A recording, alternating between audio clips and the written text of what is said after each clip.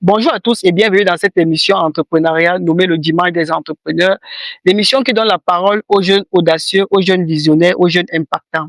Alors, chaque semaine, je reçois un jeune qui sort du lot. Et aujourd'hui, nous avons décidé d'inviter vraiment, si je peux dire, le génie Yanda Cyprien. Le jeune homme qui a des positions vraiment fermes sur les réseaux sociaux. Certains confondent même souvent à un docteur parce qu'il a tellement des affirmations que par moi-même, je me sens choqué parce que quand je vois un jeune qui dit que on doit arrêter de donner de l'argent aux pauvres, et moi qui estime que présentement je suis encore pauvre, je me sens vraiment blessé. Et je vois encore un jeune qui affirme il n'y a pas de scientifique en Afrique. Je me dis, c'est pas exagéré ça. Alors ça, c'est vraiment dit que nos scientifiques en Afrique, alors ils ne servent à rien. Je vois encore un jeune qui se lève, il dit P égale à M fois G, on gagne l'argent avec ça comment? Je me dis que vraiment, ça c'est pas nous décourager, nous jeunes qui avons décidé d'aller à l'école, de ne plus fréquenter. Quand je vois encore un jeune venir dire, on n'a pas besoin d'avoir un master pour gagner de l'argent. Et l'argent est partout. Je me dis, j'arrête alors l'école parce que je me dis par moment que ce type d'entrepreneur, il faut vraiment échanger avec lui en face pour avoir le fond de sa pensée. Alors, raison pour laquelle j'ai fait un sondage sur mes réseaux sociaux et beaucoup ont sollicité à voir le génie Yanda Cyprien pour qu'il vienne se présenter aujourd'hui. Il vient nous dire l'idée derrière ses affirmations. Il va nous parler de son monde d'entrepreneuriat, ses échecs. Il nous a même affirmé à un certain moment qu'il est déjà millionnaire. J'ai dit seulement demandé que, mais millionnaire en pensée ou en argent. Alors, Monsieur Cyprien, j'espère que je n'ai pas été fort avec vous, mais j'ai dit juste la réalité. C'est vrai que, comme je dis toujours, cette émission, nous sommes sans tabou, nous sommes véridiques. Parce qu'aujourd'hui, je suis jeune. Si aujourd'hui je viens devant un grand frère comme vous qui a tellement d'années d'expérience dans l'entrepreneuriat, qui a tellement de réseaux, j'estime qu'aujourd'hui que je viens apprendre. Je viens dans une école, je viens dans ce qu'on appelle YouTube, parce que je dis que YouTube c'est la plus grande université au monde. Je suppose que vous êtes le YouTube du Cameroun. Alors, d'entrée de jeu, déjà, je suis tellement fier de vous recevoir aujourd'hui. C'est pas facile parce que quand je vous ai contacté, vous m'avez fait savoir que votre temps, vous n'avez pas. Ça fait pratiquement 5 mois qu'on programme cette émission. Il m'a dit aujourd'hui, j'ai quelques minutes, viens, on va tourner l'émission ensemble. Je vais réellement dire aux gens pourquoi il n'y a pas de scientifiques en Afrique, pourquoi P égale MG, pourquoi il faut arrêter l'école quand on est pauvre. Il m'a même dit tout à l'heure qu'il est aussi pasteur. Bon, en fait, qu'il n'a pas dit forcément qu'il est pasteur, il m'a fait comprendre que il est dans cette optique de devenir homme de Dieu. Il est même déjà homme de Dieu. Alors, Monsieur Cyprien, bonjour et encore très fier de vous accueillir sur mon plateau aujourd'hui. Vraiment, ça c'est pour moi une fierté. En fait, même vous-même qui allez voir devant la caméra, vous sentez que je suis fier. Déjà d'entrée de jeu, si vous pouvez vous présenter pour ceux qui ne vous connaissent pas en fait. Qui est Yanda Cyprien? Qui est ce génie? Je vais commencer par remercier Stéphane Nimpa de Dimanche des entrepreneurs et toute son équipe, bien évidemment. Mais avant toute chose, vraiment, j'aimerais, entre guillemets, recadrer un peu tout ce qui a eu à être dit. Beaucoup de personnes m'ont forcément découvert à travers des vidéos sur des réseaux sociaux où je porte une veste bleue, une ceinture jaune. Et bizarrement, aujourd'hui, dans cette vidéo encore, j'ai décidé de porter un vêtement d'une couleur bleue. Déjà. Pour que ceux qui ont eu à voir la vidéo en veste bleue se rappellent que c'est la même personne qui parle aujourd'hui. Mais certainement, je ne suis plus dans la même optique de ce que j'ai eu à dire. C'est vrai qu'on va revenir dessus et vous allez comprendre pourquoi j'ai dit tout ce que j'ai dit. Mais pour me présenter tout simplement, je dirais que Yanda Cyprien aujourd'hui, c'est un auteur de plusieurs livres. Peut-être, je pense actuellement, je travaille sur mon 12e ouvrage. Mais honnêtement, les 12 ouvrages ne sont pas encore publiés. Il y a des livres que je publie uniquement dans les supports physiques, comme le livre 22 stratégies. Mais il y a également des livres que je maintiens uniquement sous forme numérique. J'ai autant de plans de livres dans le domaine numérique, des livres sur le marketing, des livres sur la vente, des livres sur le commerce et également des livres sur le développement personnel. Actuellement, je travaille sur un livre qui parle d'intelligence artificielle adaptée au monde du marketing. Parce que à la base également, oui, Cyprien Yanda que je suis est consultant et formateur en marketing digital. Plus principalement consultant dans la stratégie de communication. Parce qu'aujourd'hui, j'estime qu'en Afrique, il n'y a pas d'entreprise qui a une stratégie de communication bien pensée pour le terrain. J'estime qu'aujourd'hui, en Afrique, la plupart des entreprises qui font du chiffre d'affaires le font parce qu'elles se battent et qu'il y a assez de personnes en Afrique qui sont prêtes à acheter. Ces entreprises qui vivent aujourd'hui en Afrique sont les maintenant dans le contexte européen ou américain seront dernières. Littéralement, ils auraient fermé la porte. Raison pour laquelle je le dis toujours à tous les entrepreneurs que je rencontre qui ont des entreprises, si tu me dis que tu n'es pas encore présent sur le digital, que tu ne communiques pas sur Internet, ça veut tout simplement dire que tu reconnais que dans 10 ans, pour ne pas dire en 2030 exactement, ton entreprise aura disparu et tu ne seras plus des nôtres. Donc, Cyprien Yanda également aujourd'hui, c'est ce jeune-là qui accompagne aujourd'hui des personnes, des entreprises, des particuliers qui souhaitent importer des marchandises de la Chine, de Dubaï, vers le Cameroun et vers plus de 7 autres pays africains comme la Côte d'Ivoire, la RDC, le Gabon, le Togo, le Burkina Faso et très bientôt le Sénégal. Donc voilà la personne que je suis. Très certainement, ceux qui m'ont vu dans les vidéos qui se disaient, mais qu'est-ce que ce gars fait de sa vie? Est-ce qu'il travaille? Est-ce qu'il est un étudiant? Je pense que peut-être si je me limite à ce niveau-ci, ils ont déjà une réponse de qui je suis et de ce que je fais dans la vie. Ce n'est pas fort de dire que les entreprises africaines n'ont pas de stratégie de communication. Non, Pas fort. c'est pas fort. À la limite, je dirais que c'est même ultra léger. Je dirais qu'en Afrique, on ne communique pas. Communiquer pour vous, c'est quoi? C'est quand vous dites qu'on ne communique, moi, on voit des publics. Communiquer, c'est pas parler. Il y a une façon de communiquer. Non, non, non.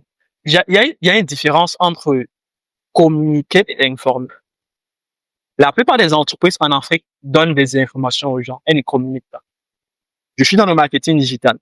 En marketing digital, il y a une différence entre faire la publicité et faire le marketing. Quand on fait la publicité, c'est un peu comme tout ce qu'on va dire. OK, on va, par exemple, je prends le cas d'un spot télévisé, faire un petit tournage vidéo, mettre en scène un scénario, et à la fin, par exemple, dire aux gens, désormais, notre produit est disponible en promotion de tel ou tel. Ça, c'est la publicité, naturellement. Mais le marketing va bien plus loin que ça.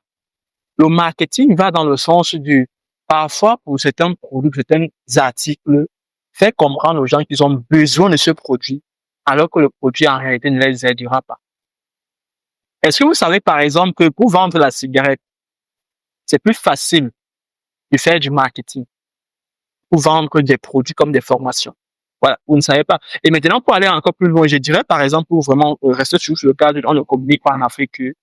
Si je vous donne juste le nom de 2 entreprises, une africaine, une européenne, vous verrez que la réaction des gens est différente. Je prends Cassel, on peut essayer. Quand je vous parle Coca-Cola, qu'est-ce que vous ressentez?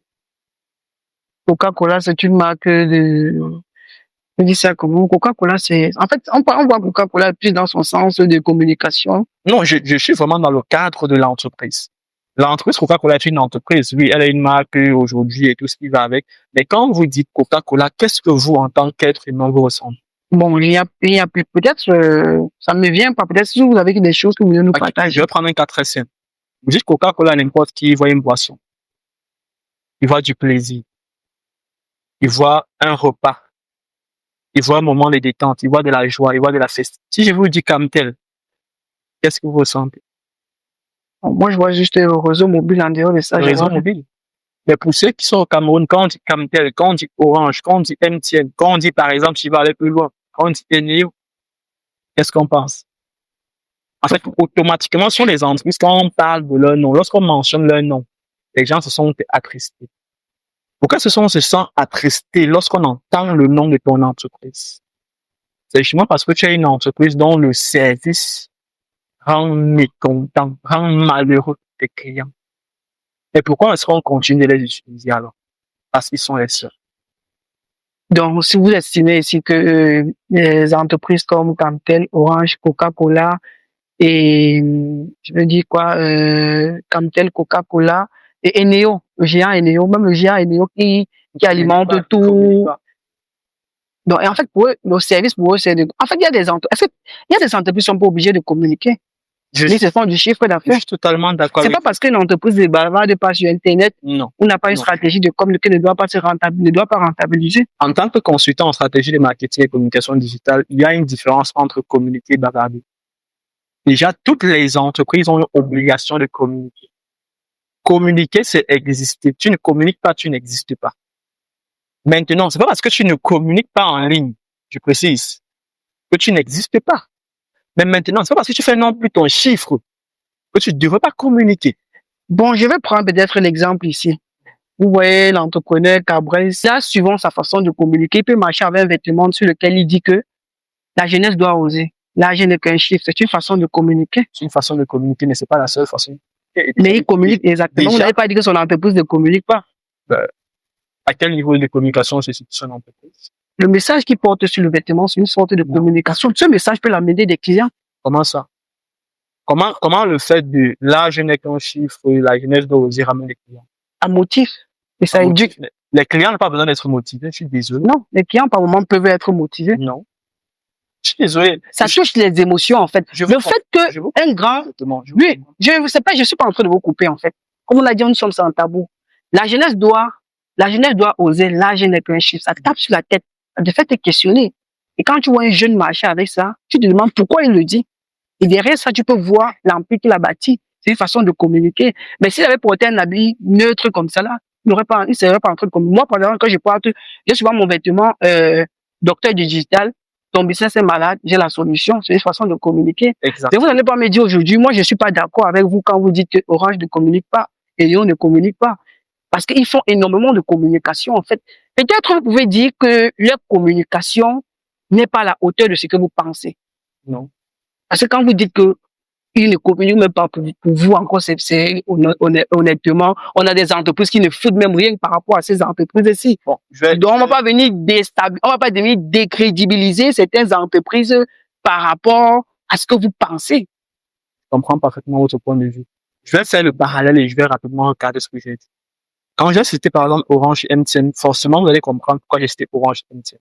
À la différence de Camtel, dans le même secteur de la télécommunication, Orange et MTN ont une stratégie ou alors un plan de communication et de marketing. Mais quand j'ai dit Camtel, qu'est-ce qu'on peut dire? Rien. Quand j'ai pris Eneo, parce que c'est la même famille. Camtel, Eneo, Kamwata. En fait, j'ai pas envie de tirer sur des entreprises gouvernementales. Non, c'est pas mon but. Mais c'est de vous amener à comprendre qu'il y a une catégorie d'entreprises. Le simple fait de mentionner leur nom, les gens ne se sentent pas à l'aise, mais pourtant les gens utilisent leurs produits, leurs services. Maintenant, je reviens sur Orange, sur MTN qui communiquent, comme vous êtes en train de dire, et qui font une très bonne communication au niveau africain, mais jusque-là, c'est pas suffisant.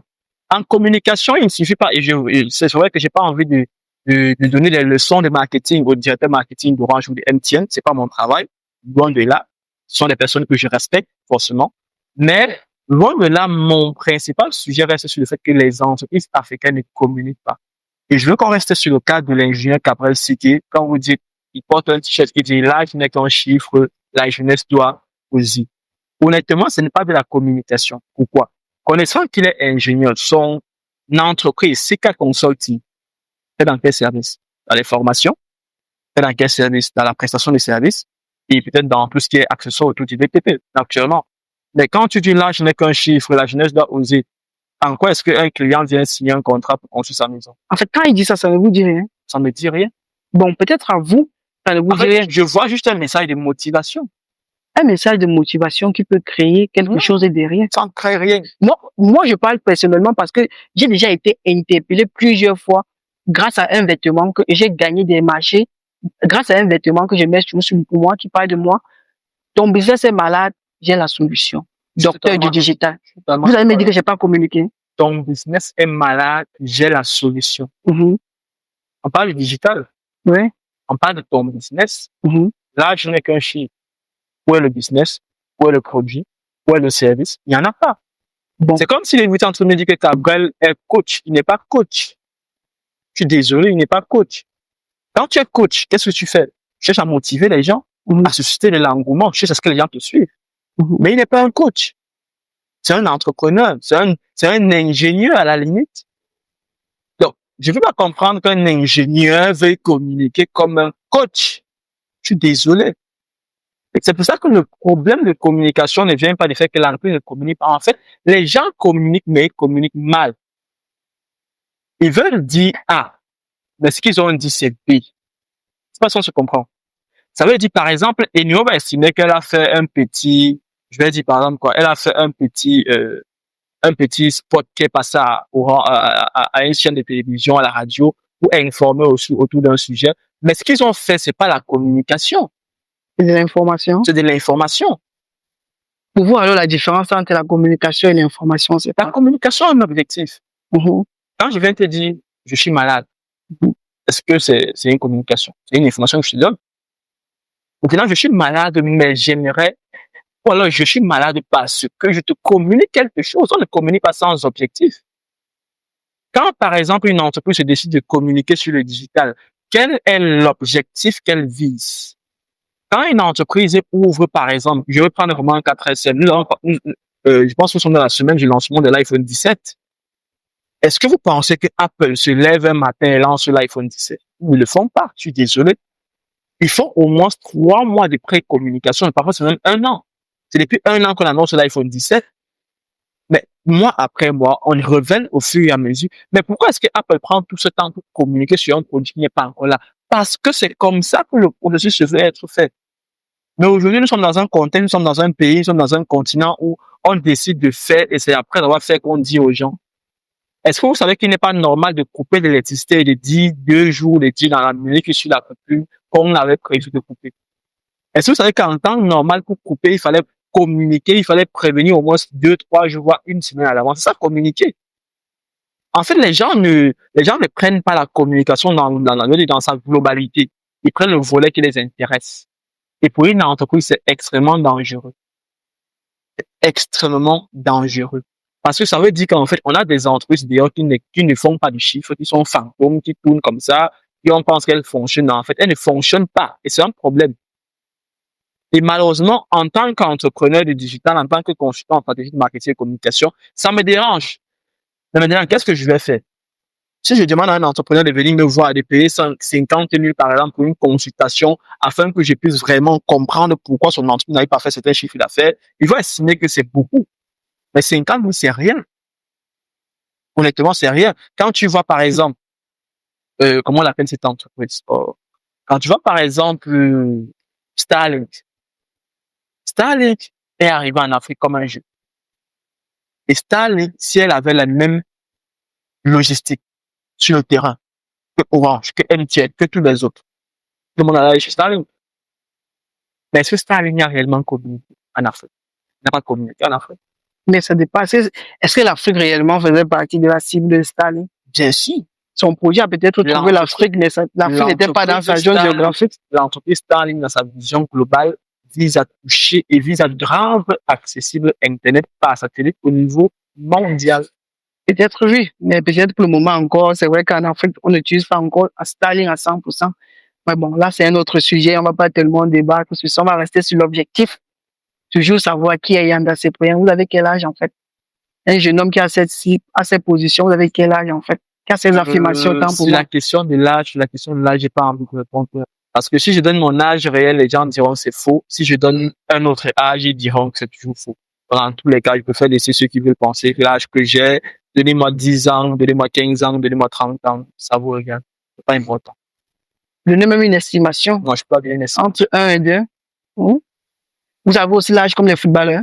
Non, j'ai pas l'âge des footballeurs, j'ai mon âge que je sais qui est réel. Quand vous êtes là, dans votre âge, c'est un mystère pour nous? Non, mon âge n'est pas un mystère. Juste que si je le donne, les gens ne croiront pas. Moi, je sais souvent, la plupart du temps, les personnes qui cachent beaucoup leur âge, ce sont des footballeurs. Parfait. Mais pourquoi vous ne pouvez pas nous donner une estimation? Okay. En fait, ça peut motiver beaucoup de jeunes comme moi, parce que quand on voit un jeune à votre âge qui est déjà millionnaire, c'est pas, on suppose qu'il a eu son premier million quand? Il a commencé à chercher l'argent quand? Bon, pour faire simple, je veux pas qu'on étale le sujet de l'âge. Parce que déjà en Afrique, on a un problème avec l'âge. Quand tu demandes à quelqu'un son âge, quand il te donne son âge, tu estimes qu'il a diminué. Tu estimes que c'est du faux. Et même quand il présente sa carte nationale d'identité, tu penses toujours que l'âge qu'il a donné, c'est pas ça. Donc, moi, si quelqu'un veut mon âge, je pense qu'il y a tellement de vidéos sur moi, sur les réseaux qui ont circulé où j'ai donné mon âge. Mais je veux pas revenir sur quelque chose. Parce que nous, dans cette vidéo-là, les gens estimaient que l'âge en question n'était pas original, il ne peut pas correct. Donc, ces personnes vous ont frustré? Non, ils m'ont pas frustré. Et loin de là, ils ne peuvent pas me frustrer. De manière claire, je le dis, ils ne peuvent pas me frustrer. Si quelqu'un a la possibilité de lire 500 livres en 5 ans, on ne peut pas frustrer la personne. C'est pas la capacité à lire 500 livres, mais c'est juste le fait que, en fait, je ne réagis pas à la manière que les gens veulent. Je ne fais pas selon le regard des gens. Non. Je fais selon moi. Parce que si je dis là maintenant, ok, j'ai moins de 30 ans. Ça sera suffisant, mais c'est ça encore vague. C'est 20 ans, c'est 25 ans, c'est 28 ans. Mais bon, si vous sentez pas avec l'âge, on peut laisser. Non, justement, parce que, par exemple, j'ai dit, il faut faire passer Parce que si je donne l'âge réellement, ils vont pas croire. J'ai pas envie de donner. D'accord, on va rester comme ça. Y a pas de On s'est dit alors que, on s'est dit, Monsieur Cyprien se lève un matin, il prend sa caméra, comme je le dis, Monsieur Cyprien se lève un matin, il prend sa caméra, il prend son téléphone, il se met devant les gens, il dit, il n'y a pas de scientifique en Afrique. Il y a donc quoi en Afrique? D'accord. La fameuse vidéo dans laquelle je dis qu'il n'y a pas de scientifique en Afrique, il y a une conférence que j'ai réalisée en 2022. S'il vous plaît, vous pouvez lever la voix pour que les gens Oui. vous écoutent bien. La fameuse vidéo, en fait, que j'ai réalisée, où je dis qu'il n'y a pas de scientifique en Afrique, a été réalisée en 2022-2023 au siège de l'Institut d'art oratoire, où je me suis fait former en art oratoire. Et dans cette vidéo, je vais être honnête, parce que les gens pensent que c'est un buzz. Les gens pensent que je leur dis pour plaire aux gens, ou pour susciter les émotions des gens. Je peux le redire encore maintenant, il n'y a pas de scientifique en Afrique. Et la raison pour laquelle je le dis, c'est la même chose que j'ai dit tout à l'heure. On ne communique pas. De manière honnête. Si je parle, par exemple, d'entrepreneurs américains, vous allez me citer Bill Gates, vous allez me citer tel. C'est naturel. Quand je parle d'ingénieurs américains, on peut citer des noms. Mais allons-y si vous voulez. Scientifiques africains, si vous me citer un nom. C'est exagéré ce que vous dites. Pour moi, en tant que jeune, c'est peut-être vous avez il y a de l'expérience dans le domaine entrepreneurial. Nous sommes dans une, quand nous asseyons avec vous comme ça, c'est pour. On va encore baisser, on va descendre à notre niveau. On n'a pas besoin. Si je demande de citer un influenceur, vous pouvez citer un influenceur, non? Bon, on peut citer un influenceur. Si je demande. J'ai pas aussi dit que je peux pas citer des scientifiques en Afrique. Non. Je vous mets au défi de citer un. Non, j'ai pas aussi dit que j'ai pas cité des scientifiques en Afrique parce qu'il y a plein de scientifiques en Afrique. C'est l'affirmation, en fait, pour un jeune de se lever d'hier matin qu'il n'y a pas de scientifiques en Afrique. Je pense qu'il y a des scientifiques qui vous ont répondu sur vos publications. Il y a des vidéos qui circulent sur Internet. Okay. Mais je ne veux pas faire de publicité gratuite ici.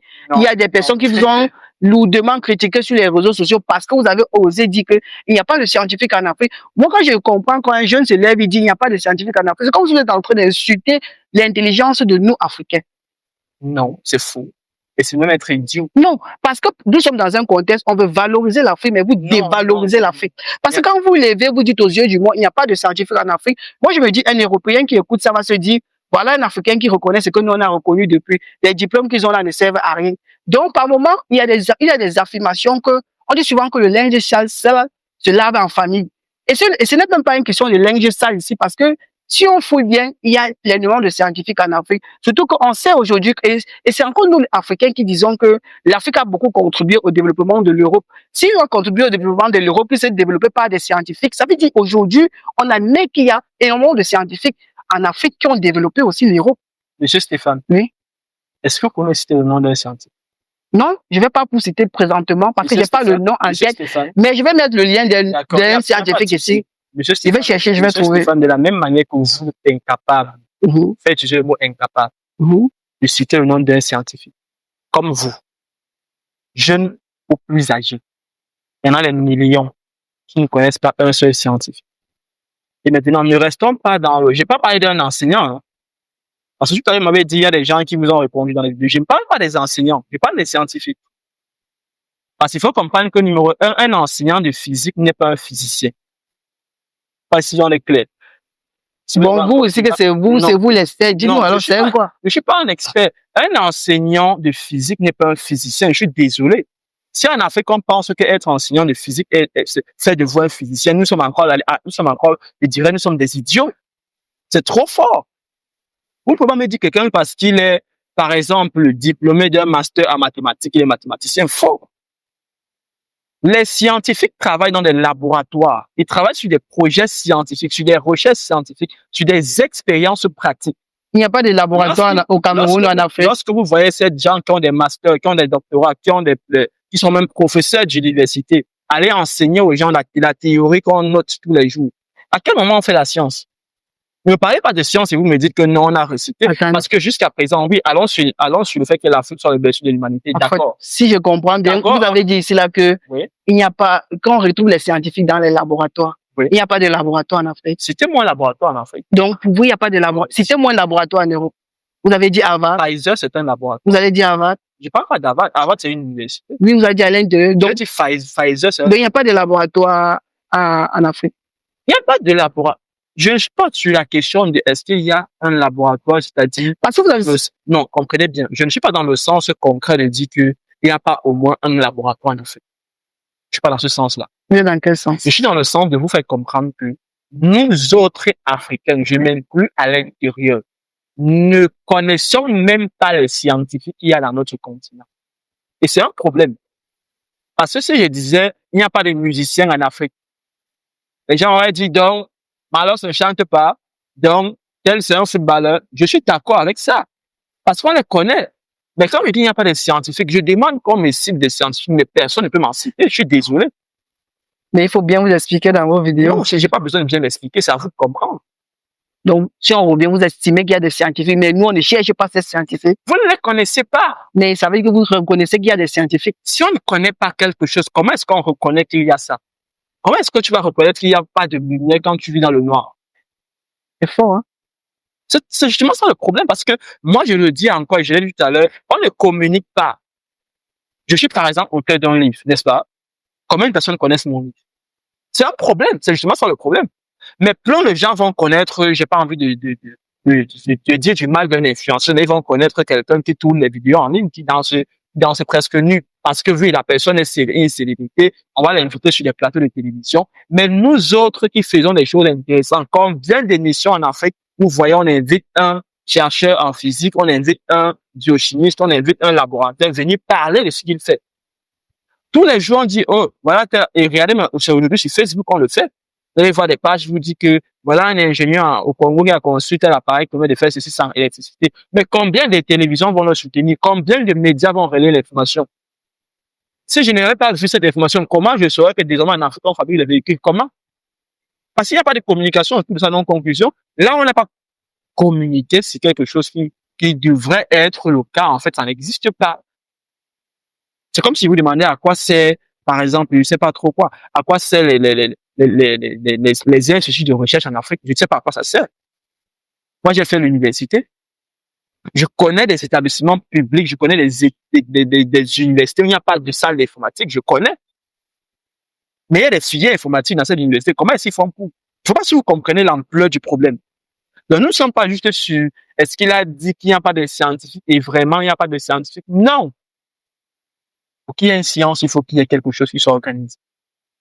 Pour faire la science, il faut les conditions qui réunissent et qui permettent qu'on fasse la science. Je suis désolé, les gens ont les titres, les gens sont docteurs, les gens sont professeurs, mais ils ne sont pas scientifiques. C'est pas le fait d'être docteur d'université qui fait toi un scientifique. Et je sais qu'il y a des docteurs qui vont écouter ça, qui vont encore se dire, voilà, il m'a montré qu'il est intelligent. Je suis pas plus intelligent que vous. Je suis pas plus intelligent que vous. La preuve, vous avez un doctorat. Mais même encore sur cette question, est-ce que vous savez qu'avoir un diplôme n'est pas donc quelqu'un d'intelligent? C'est pas une question de diplôme. Sinon, le plus intelligent aura le diplôme le plus élevé, mais Albert Einstein n'a pas eu le diplôme le plus élevé, je suis désolé. Mais il était plus intelligent que beaucoup d'enseignants d'université. De toute façon, on se comprend jusqu'à présent. Donc, ça veut dire que s'il faut entrer dans le contexte historique, on connaît les Marie Curie, on connaît les Pythagore, qui à leur époque, il n'y avait pas de diplôme. Mais la formule qu'il a découverte jusqu'à aujourd'hui est utilisée. Voilà, un scientifique, c'est pas quelque chose qui s'est levé du matin, il a écrit. Non, c'est pas ça. On a des scientifiques qui ne travaillent pas. Et je suis même choqué quand je vois un docteur d'université, quand je vois des professeurs, je vois des gens qui ont des masters, sont restés au quartier parce qu'ils ne travaillent pas, ils disent qu'ils n'ont pas de travail. Tu es un idiot. Tu ne peux pas arriver, on t'appelle ingénieur, tu estimes qu'il n'y a pas de travail, tu estimes que tu as déposé les dossiers à gauche, à droite, on ne t'a pas recruté, tu vas aller faire la moto. Tout ce que tu as appris à l'école, c'est de faire la moto. La moto, c'est pas un métier. Non, la moto n'est pas un métier pour un ingénieur, je suis désolé. Si tu voulais finir ingénieur, il fallait laisser depuis le CEP, depuis le bac, tu laisses. Mais il y a des ingénieurs qui vivent bien de la moto. Si tu vis bien de la moto, hein, honnêtement, à quoi ont servi les millions que tu as dépensé à vie? Parce que nous sommes toujours dans un contexte, et ça, c'est vraiment le plus gros problème que j'ai personnellement avec l'enseignement et l'éducation de manière générale. On valorise tellement les diplômes que les gens vont aller avoir les diplômes. Et après, faire le travail de ceux qui n'ont pas les diplômes. Pour vendre au marché central, tu n'as pas besoin d'avoir un diplôme. Mais des gens s'asseyent au marché central avec des masters 2. Et c'est un problème. C'est la raison pour laquelle moi, j'estime qu'il y a trop de médiocres. Combien pour ça? T'as combien pour ça? Ok, continue. On va faire une pause à quand ça va s'arrêter. Laisse continuer. C'est bon, continue. Mais il connaît d'où. Tout à l'heure, quand il parlait de salaire à peu près. Sans voix et ça va pas la même. Déjà, ça joue toujours. Donc, j'estime que c'est pas normal. Je suis désolé. Moi, j'ai des personnes que je connais qui font la moto, qui ont la licence, qui ont le master. Vous, c'est un problème. C'est un problème. Il devait faire quoi? Il devait trouver autre chose. Regardez, est-ce que vous savez qu'à partir du moment où vous faites l'université, pour être honnête, vous ne devez plus vous plaindre du manque de... Parce que c'est à l'université que tu montes à un autre niveau de connaissance, à un autre niveau de réflexion. Tu peux t'arrêter au CEP, tu cherches le travail, c'est totalement normal. Tu peux t'arrêter au BPC, au bac même, tu cherches le travail, c'est normal. Mais arriver à l'université, ça veut dire que de manière simple, tu as eu accès à tellement d'informations que tu avais juste besoin de, parmi toutes ces informations-là, en prendre une seule et décider de faire ce qu'il y a. Moi, aujourd'hui, je le dis honnêtement, je n'ai pas le master et je ne veux pas avoir le master. Mais des gens qui ont des masters, qui ont des doctorats viendront travailler dans mes entreprises. Ça ne me dérange pas. En fait, je ne suis plus à l'époque. Peut-être il y a 2 ans, j'étais vraiment choqué. J'avais du mal de voir des gens plus diplômés que moi venir travailler chez moi ou bien travailler dans l'entreprise que je travaille, où je passe, où je déploie mes services. Mais ça ne me dérange plus aujourd'hui. Vous savez pourquoi? Parce qu'il y aura toujours des pauvres parmi nous. Donc tout le monde ne peut pas devenir Tout riche. le monde ne peut pas devenir riche, exactement. Ils ne peuvent pas tous devenir riches. Vous pensez que vous êtes riche, Je suis pas encore riche. mais vous avez dit que vous êtes millionnaire. Être millionnaire, c'est pas être riche. Pour vous, la La richesse, c'est richesse, quoi? c'est pas l'argent. Je suis désolé. La richesse, La ce sont vraie les idées. richesse, c'est pas les idées. Faux. C'est quoi, hein? La vraie richesse, c'est la liberté. Tout le monde est libre déjà C'est- présentement. Je suis désolé. Vous êtes libre. J'estime que je suis libre. Est-ce que vous pouvez aller vivre au Canada dès demain? C'est ce genre de liberté que vous parlez. C'est pas un cas simple. Allons-y, nous sommes dans un échange réellement. J'ai pas de problème avec vous. Mais ce que je suis en train de vous dire, c'est ce que je dirais à n'importe qui. Je ne peux pas Est-ce encore que aller tu peux vivre au construire Canada la maison présentement que parce que je n'ai pas de Est-ce que moyens. tu peux construire la maison que tu veux? Non, je ne peux pas construire la maison que je veux. Tu n'es pas libre. C'est pourquoi en coaching, en demande personnellement, on parle de liberté financière. On n'a pas dit indépendance financière. L'indépendance, c'est une étape. Mais le but, ce n'est pas d'être indépendant financièrement. C'est d'être libre. La plupart des gens ne sont même pas d'abord en sécurité financière. Ça veut dire qu'il y a des gens aujourd'hui que s'ils n'ont pas d'argent demain matin, ils ne mangent pas. Comment on appelle ce type de problème? C'est pas un problème, en fait. C'est que la personne est dans une, je sais pas si c'est qu'il n'est pas conscient, mais j'ai envie de dire que les gens ne sont pas encore, peut-être ça me fait encore mal. Peut-être, je dis ça comme ça. Peut-être ça me fait encore mal, mais aussi, soyons honnêtes et soyons conscients. Les personnes qui ne gagnent pas un certain montant d'argent aujourd'hui, par mois, c'est pas de la faute de quelqu'un d'autre. C'est la faute. À l'époque, je me disais pour gagner 1 million par mois, vraiment. Pas de l'époque, je parle de 2022, 2021. Quand je venais commencer dans les livres, dans les formations, dans les conférences, je me disais qu'il fallait vraiment, vraiment avoir son nom. Mais aujourd'hui, je connais des gens qui n'ont pas de bureau, ils n'ont même pas d'entreprise. Ils ne travaillent pas quelque part, ils sont dans leur chambre. Ils utilisent un téléphone, un ordinateur et la connexion. Sincèrement, choqué. Et vous gagnez combien par mois? Bon, là, sur la question de combien je gagne par mois, je dirais honnêtement que mes mois sont fluctuants. Déjà, je ne donnerai pas un chiffre, mais je dirais que en termes de revenus, j'ai des revenus issus de plusieurs business, comme je l'ai dit dans ma présentation. Parce que vous avez cité au moins ces 6 business ici. Voilà. Si on prend seulement 500 000 par business, vous pouvez être dans les 4 millions. Non, pas forcément de dire qu'on prend 500 000 par business. Le chiffre d'affaires, en fait. Bon, même si c'est le chiffre d'affaires, en fait, je n'aime pas cette approche de calcul-là. Pourquoi? Parce que si je dis, par exemple, aux gens que j'ai fait 3 millions de chiffres d'affaires le mois, ils vont commencer à dire 3 millions de chiffres d'affaires le mois, ils veulent dire qu'ils gagnent 3 millions le mois. Je ne gagne pas 3 millions, je ne gagne pas 3 millions le mois. Je peux faire certains mois 3 millions de chiffres d'affaires, on est d'accord, Mais maintenant, sur la question de combien tu gagnes, et là encore, en tant qu'entrepreneur, en tant que consultant, ce n'est pas parce que tu as fait 5 millions de chiffres d'affaires en mai 2025 que dans les 5 millions, c'est ton argent. Donc, moi, je peux dire, OK, je gagne 200 000 le mois comme étant mon salaire que je reçois de mes business.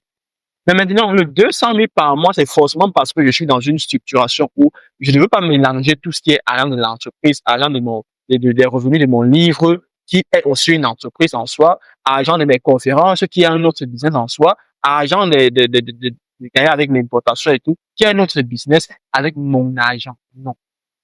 Là, si demain, ce livre-ci devient toute une équipe de production, toute une maison de production, de distribution et d'édition, ça sera tout un business.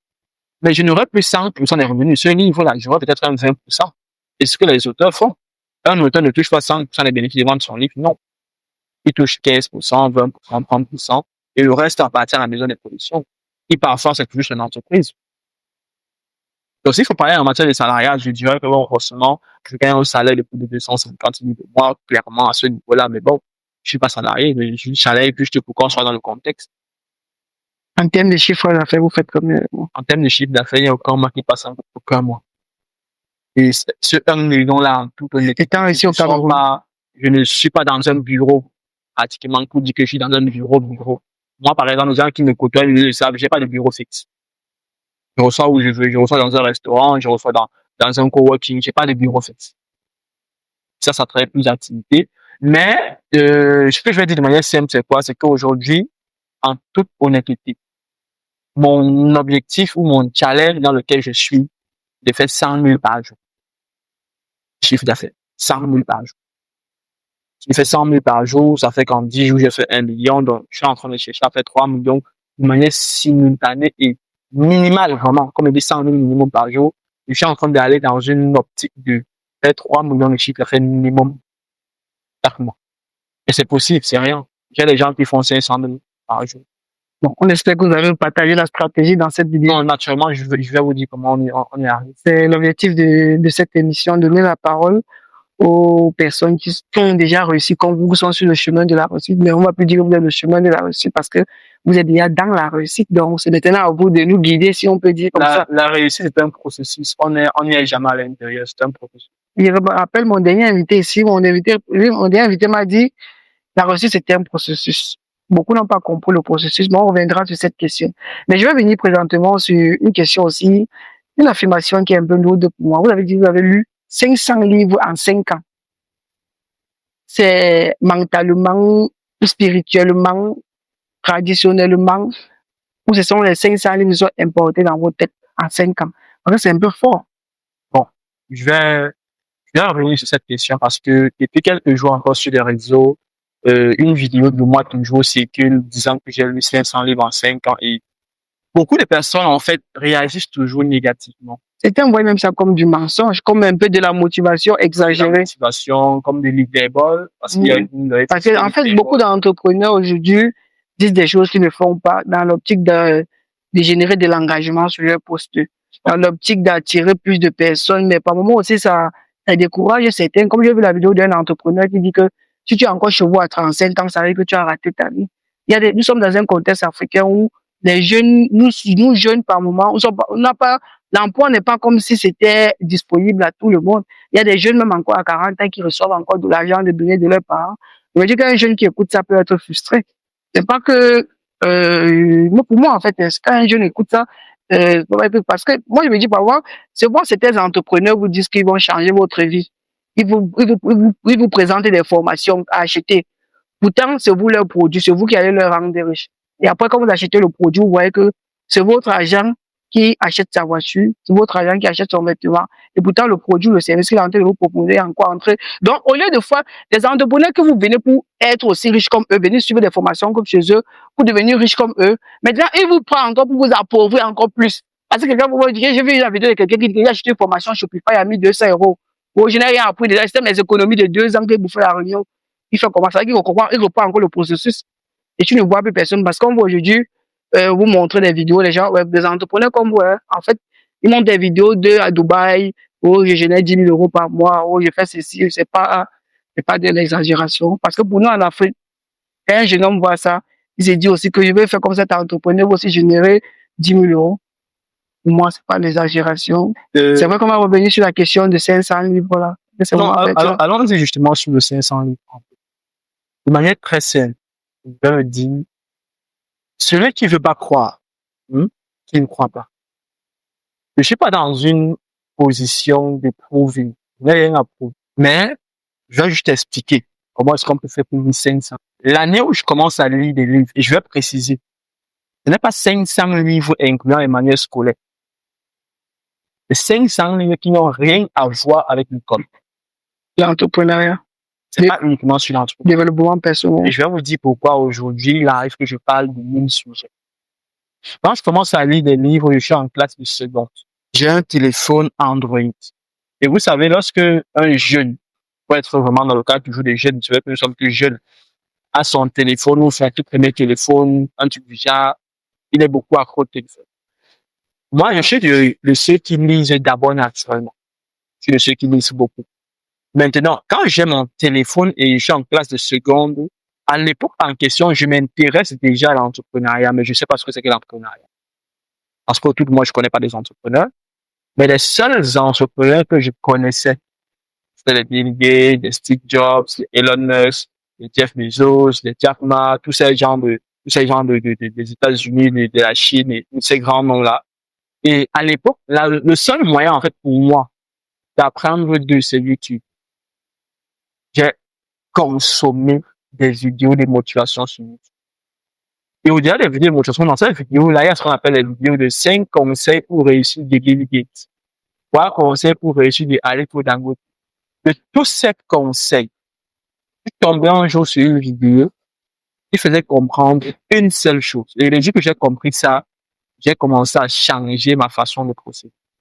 La personne disait tout simplement qu'aujourd'hui, la plupart des gens qui veulent réussir et qui échouent ont un seul problème. Ils vont demander des conseils aux gens qui n'ont pas réussi. Et ceux qui ont réussi, ils ne se rapprochent pas d'eux. Pour te rapprocher, oui, tu peux me dire que tu n'es pas dans le même pays que lui, tu ne le connais pas, tu n'as pas son numéro de téléphone. Mais est-ce que tu as lu ses livres, par exemple?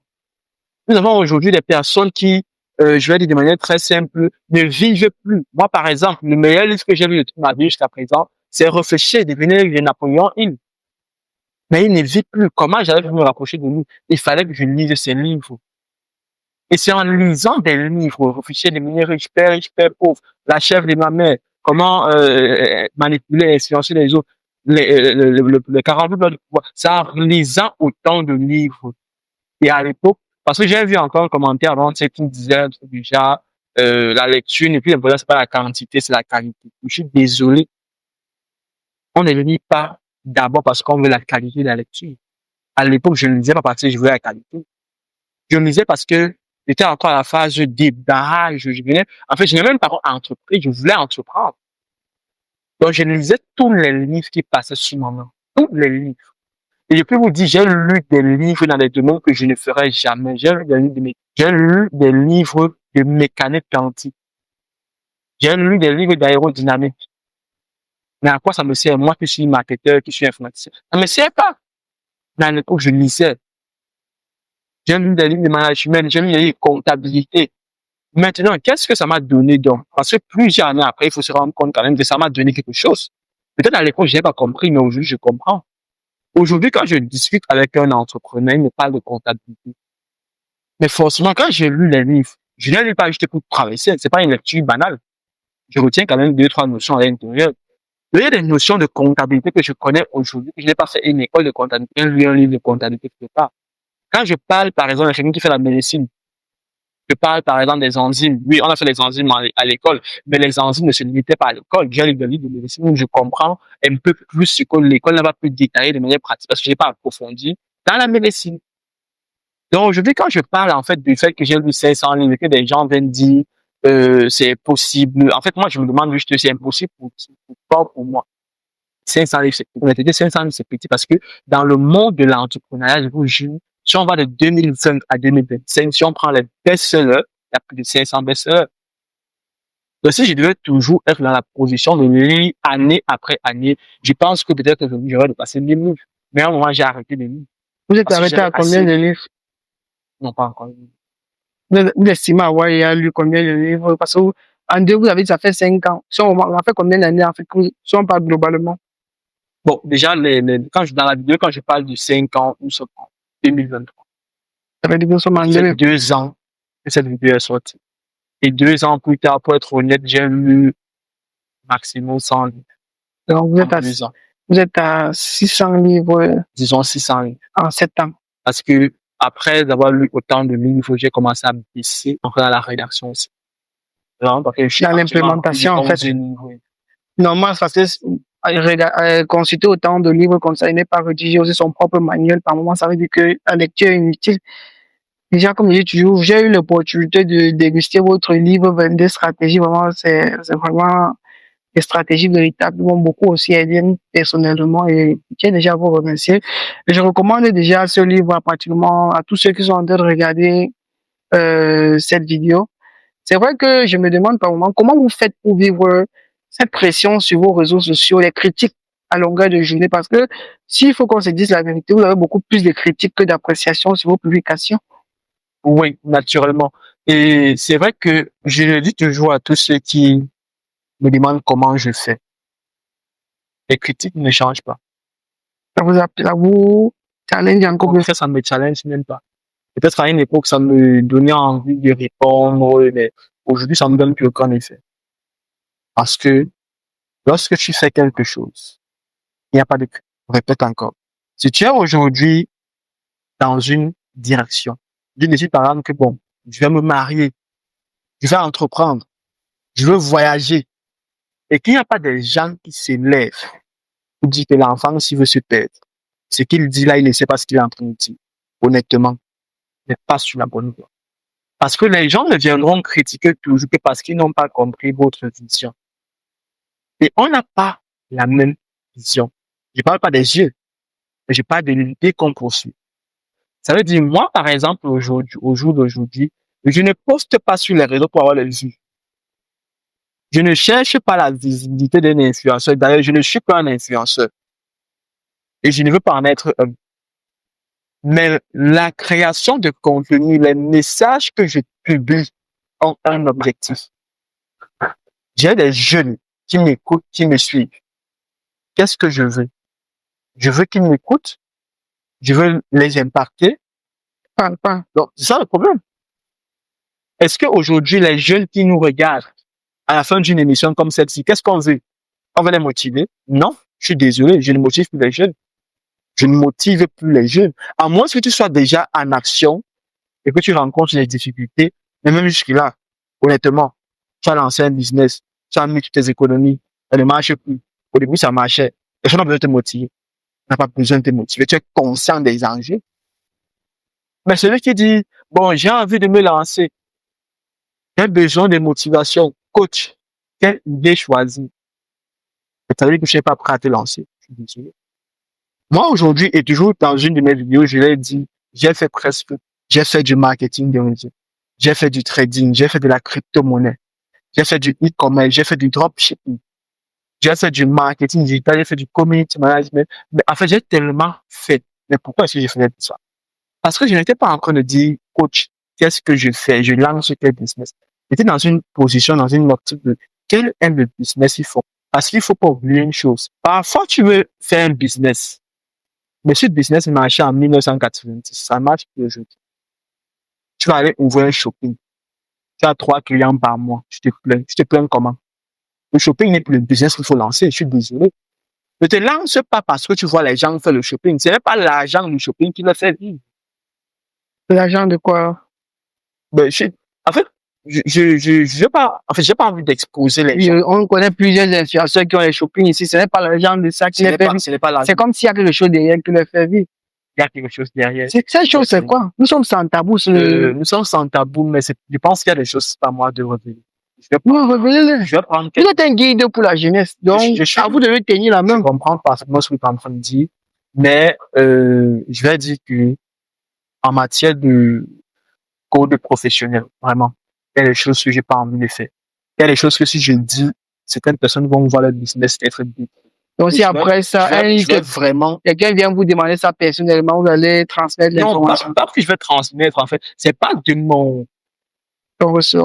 Pas de mon ressort, c'est même pas... Je peux vous tutoyer, hein. C'est pas mon but. C'est pas mon objectif. Je prends un cas très simple. C'est vrai que je ne voulais pas parler de ça, mais c'est une qui m'est venue.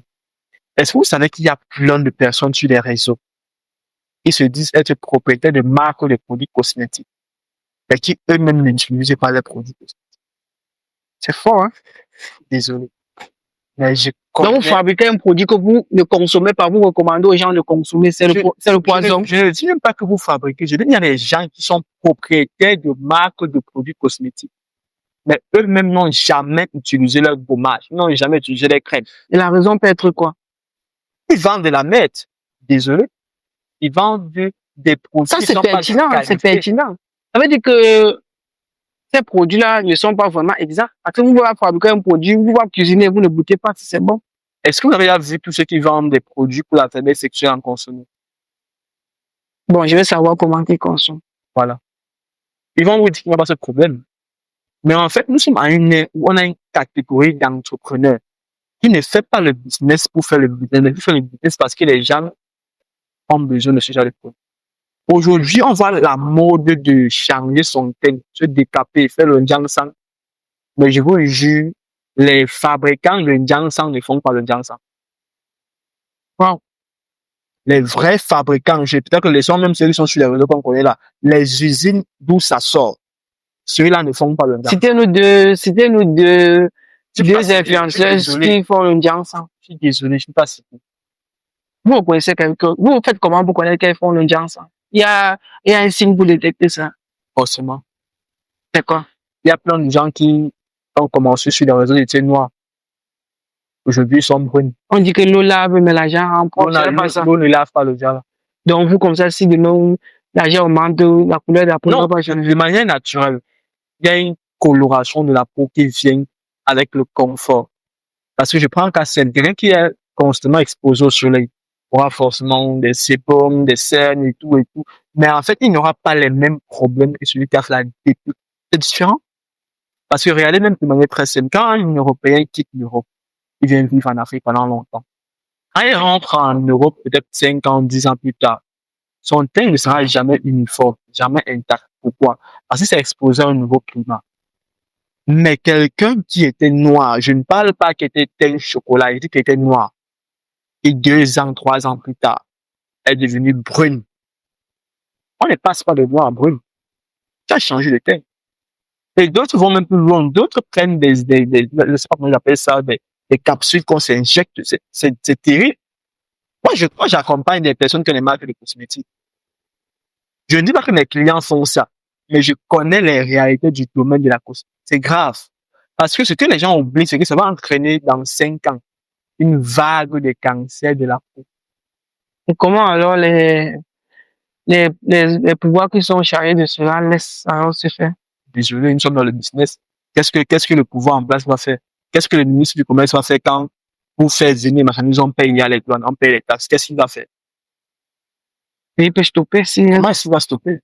Il n'y a pas un organisme chargé de contrôler ces produits. Est-ce que les marques de cosmétiques, déjà, ils sont même peut-être pour ça qu'il y a un organisme. Est-ce que vous savez que les gens, quand ils viennent mettre leurs produits sur les réseaux sociaux, parfois, il n'y a même pas d'entreprise légalement ouverte quelque part. C'est-à-dire que n'importe qui, en fait, aujourd'hui, grâce aux formations, peut-être que les gens qu'on voit aider sur l'entrepreneur dispensent. Parce qu'aujourd'hui, on voit un peu de parcours, formation en cosmétique, 30 000, 50 000, appliquer ton propre détergent, ton propre savon et tout. Les gens partent apprendre. Ce sont des potions chimiques qui manipulent. À la fin, ça donne un résultat. On se lave sur ce savon, sur cette crème-là.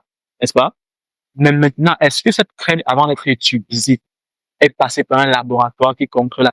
Et pour être honnête, même lorsque ça va dans ce laboratoire qui contrôle la qualité, si tu veux que ton produit soit commercialisé, en envoyant ta demande, ton produit, ton échantillon, tu auras glissé un billet dans le document, forcément. Et une fois que le billet que tu as glissé sera vu, le document ne sera pas analysé, on va te donner l'accord. Je suis désolé, c'est comment ça fonctionne. Mais il y a plus de gens qui vendent des produits ici. Mais que honnêtement, ces entreprises payent pour laisser des produits illégaux sur le marché. Bien sûr. Et ça, même pas que ça prie, mais ça va plus loin que ça. Je me rappelle, à une année, on combattait le plastique. On disait qu'on ne plus voir les emballages plastiques. Oui. Mais pourquoi on vient arrêter les gens qui détaillent le plastique alors qu'on connaît les causes? On ne peut pas toucher aux grossistes, on ne touche pas aux fabricants. Donc, comme on dit souvent, la justice s'applique aux petits poissons. Il doit payer les pots cassés, c'est juste. Il y a un gars citoyen, il est marié, il a des enfants. C'est pas de balle, c'est pas d'enfant. Bon, aujourd'hui, on voit des hommes même qui sont mariés, ils ne mettent pas de balle, ça rien dit. Voilà. Bon, je suis pas marié. Ils avaient des projets de mariage. Bien sûr, il n'y a aucun homme qui n'a pas de projet de mariage. C'est vrai qu'il y a un futur, il y a un gars citoyen derrière, qui va regarder cette émission et qui va commenter. Ah, forcément, il y en a. Est-ce qu'elle va commenter? Je ne pense pas. Elle est mystérieuse comme vous. Elle n'est pas mystérieuse, mais il préfère qu'elle ne commente pas. Si vous avez lu 500 livres, 600 livres en 7 ans, ça veut dire qu'elle est au moins à la moitié. Parce qu'il y a un entrepreneur qui disait, africain qui a dit que quand il a 200, sa femme a 100. Bon, c'est parce qu'il est marié. Je sais pas. Non, il a dit avant d'épouser sa femme, donc quand il était encore dans les bon, il avait déjà une femme. Non, avant d'épouser sa copine, mais c'est juste. Il avait déjà une copine. Ah, vous n'avez pas de copine? On est en train de dire elle, donc supposons qu'elle existe. Bon, vous êtes mystérieux sur votre âge, sur vos agents, sur votre femme. Finalement, vous êtes alors, vous allez laisser découvrir quoi sur vous? En fait, ce que je veux qu'on retienne, c'est que c'est pas le fait de savoir si je suis en couple ou pas qui va aider quelqu'un. Ça peut aider parce qu'il y a des entrepreneurs qui ont dit sur les réseaux sociaux que quand tu es jeune, tu ne dois pas chercher les femmes, tu dois te concentrer sur ta vie. On va se concentrer sur la vie jusqu'à quel âge? Parce qu'on sait aussi que quand on est homme, on a besoin de femmes. On a aussi besoin qu'on les appelle chouchou, bébé, youpi, tout ça. Je suis désolé, mais en fait, ce genre d'hommes, pour moi, ce sont des, je sais pas, j'ai pas envie de dire, ce sont des d'autres, c'est pas le terme exact, mais ce sont des sous-hommes. Le fait qu'on vous appelle bébé, machin, ça vous diminue. Ça vous diminue pas, mais si vous avez besoin de ça, vous vous sentez homme, ça veut dire que vous n'êtes pas un homme. Non, il faut souvent ça pour se sentir homme. Non. Vous, il faut quoi? Emporter le fait? Non. Un homme n'a pas besoin, honnêtement, d'affection. Il a besoin de quoi? Ce sont les femmes qui ont besoin d'affection. L'homme a besoin du respect. Le respect? Ouais, de la considération. Ça veut dire que même le côté émotionnel, vous avez perdu ça en entrepreneuriat? Non, je sais pas. C'est pas qu'on a perdu le côté émotionnel. Je vais vous dire une vérité claire. Il y a des moments où on traverse des phases de dépression. Il y a des moments où tu te sens vraiment pas bien. Tu as peut-être besoin qu'il y ait quelqu'un à côté de toi pour te consoler et tout ça. Mais c'est pas parce que c'est la personne qui est là. Ça forcément consoler. Et maintenant, en Afrique, on veut toujours mélanger les choses. On veut toujours mettre la charrue avant le bœuf. Ça veut dire quoi? Un homme qui va se dire, bon, j'ai à 20 ans, j'ai à 21 ans, il me faut forcément avoir une copine. La question que j'ai envie de poser, tu as 20 ans, tu as 21 ans, tu fréquentes? Ok, tu fais quoi une copine? Tu fréquentes pas? Ok, tu travailles? Non, tu ne fais pas une copine. Tu travailles? Ok, oui, tu fais quoi une copine? Parce que, en fait, à chaque phase, si tu fréquentes déjà, honnêtement, tu n'as pas besoin d'une copine. Parce que, avoir une copine et fréquenter, ça veut dire que tu cours dans deux directions. Et un jour ou l'autre, une direction va dominer sur l'autre. Et je connais plein de jeunes qui, niveau scolaire, ça ne donne pas parce qu'ils ont déjà, entre guillemets, le goût des femmes. Donc, la même qui arrête ne peut pas arrêter le bus. Ça n'a pas de sens. C'est compliqué. C'est comme l'argent. Dès l'instant que tu commences à toucher beaucoup d'argent et l'école, ça ne donne pas. Honnêtement, ça ne donne pas. Et on ne peut pas faire du business en touchant. C'est vrai qu'il y a eu un livre qui a dit un qui est à l'école. Mais il y a les anglophones disent what? Désolé. Les anglophones disent one leg of business, one leg of school. Non. Un pied à l'école, un pied dans les affaires. Vous ne partagez pas cette avis. Ça ne marche pas. Il a dit qu'il y a un livre qui est dessus. Moi, je sais ce que je fais jusqu'à présent. Il y a un livre qui est dessus, mais l'auteur de ce livre aussi, il veut qu'on fasse une interview. Moi, c'est ce que je fais jusqu'à présent et ça ne m'empêche pas de faire mes études. D'accord. Ok. Vous gagnez combien par mois? Honnêtement. Ouais. Honnêtement, je suis encore dans une phase d'investissement que de gain. Je ne peux pas encore dire que je gagne, parce que ce que je gagne, c'est équivalent pour investir dans des frais de connexion, allocation d'espace comme ça pour pouvoir tourner avec vous, et vous voyez que c'est pratiquement des miettes. Mais comme on a dit, vous avez dit c'est tout. Donc si je comprends bien pour vous, un jeune qui se cherche encore, qui est encore en train de se débrouiller, n'a pas besoin d'une copine. En toute honnêteté, vraiment, c'est non. C'est non. Non, parce que quand on ne peut pas se prendre en charge soi-même, ça ne sert à rien qu'on cherche à mettre ce soit notre poids. Si tu es encore jeune, tu te cherches, tu as besoin d'une petite amie de faire quoi? Mais il y a les envies sexuelles d'un homme. Non. Déjà, excusez-moi, peut-être c'est pas le cas de tous les jeunes, mais en tant que chrétien, un homme normal, ses envies sexuelles, il se marie. Bon. Si tu ne peux pas te marier, ne cherche pas les femmes. C'est De- aussi simple que ça. Donc, ça veut dire que un jeune qui n'a pas encore le projet de mariage ne doit pas goûter la femme sexuellement. Justement, il ne le fait pas. C'est pas fort. C'est fort, mais qu'est-ce que j'ai fait? Donc, vous, depuis que vous êtes là, comme vous n'êtes pas encore marié, ça veut dire que vous n'avez pas encore goûté la femme. Qu'est-ce que je fais? Je vous ai dit ce que je pense, je vous ai dit ce que je fais. Je suis chrétien et les valeurs chrétiennes demandent à ce que un homme normal n'ait des rapports, n'ait des relations intimes avec une femme uniquement s'ils sont mariés. Je ne vais pas promouvoir ni encourager les jeunes à aller se pavaner, à aller faire n'importe quoi n'étant pas mariés. La preuve, aujourd'hui, beaucoup de jeunes arrêtent leur éducation, beaucoup de jeunes arrêtent leur école, leur projet de vie parce qu'ils ont eu une grossesse et ils n'étaient pas mariés. C'est compliqué.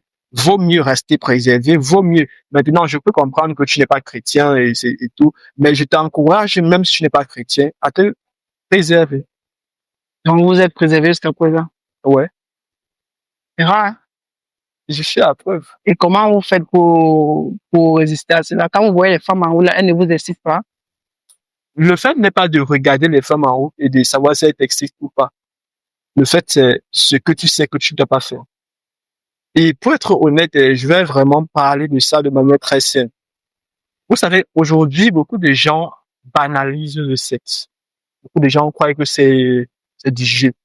Mais je suis sûr et certain de moi que si on disait que tous ceux qui ont des rapports alors qu'ils ne sont pas mariés devaient, par exemple, mourir, devaient, par exemple, être mis en prison, la plupart allaient arrêter.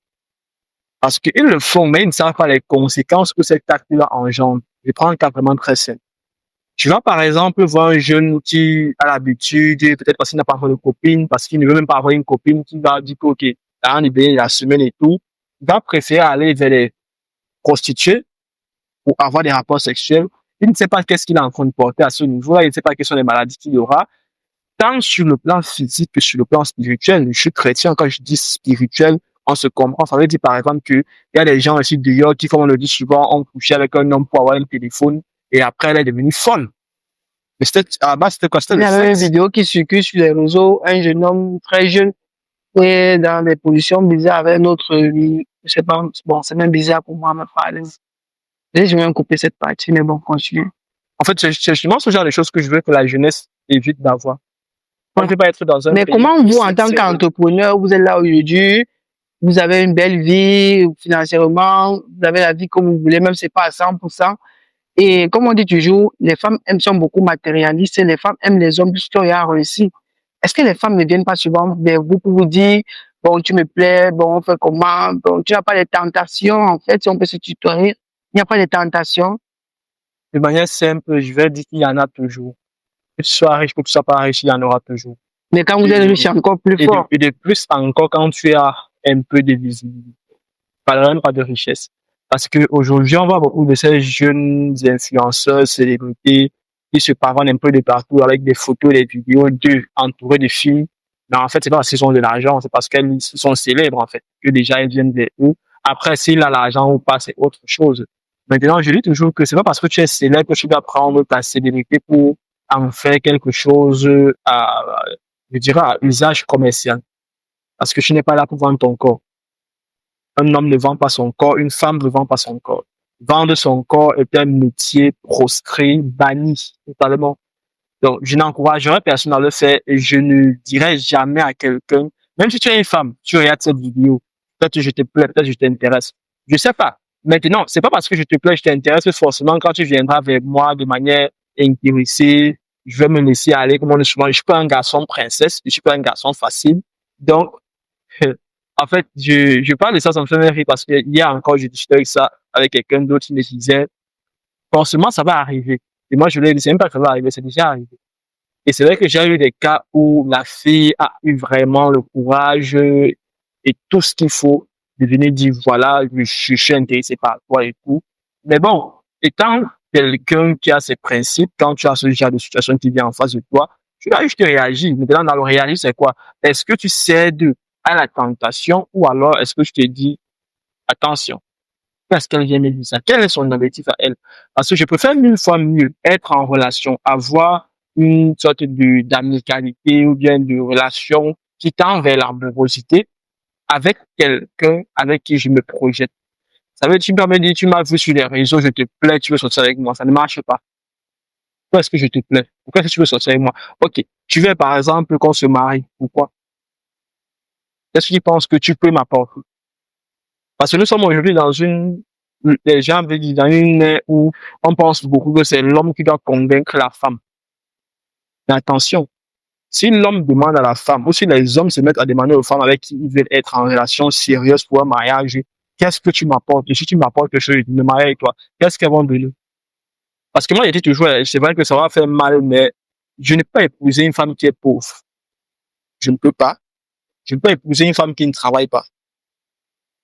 Il va falloir que ma femme ait le doctorat. Ça ne me sert à rien. J'ai besoin de la bonne femme. La bonne femme, c'est pas forcément celle qui va vouloir faire les millions de vues sur TikTok. Faux. Donc, si tu te maries avec moi, par exemple, et tu es sur TikTok, tu fais des vidéos, tu tournes et tout, ça va s'arrêter.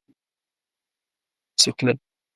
Maintenant, ayant mes principes, ça fait que toutes les femmes, même si elles étaient intéressées, quand tu brandis tes principes, la plupart d'entre elles vont dire non, moi, si mon mari va refuser que je cherche sur les réseaux, ça veut dire que moi, c'est pas ma catégorie, en fait, je passe à autre chose. Tu vas aller forcément, tu trouveras un homme qui n'a aucun parce que tu sois sur les réseaux. Moi, je comprends même pas comment les hommes font pour voir les femmes qui tournent les films. Je comprends pas.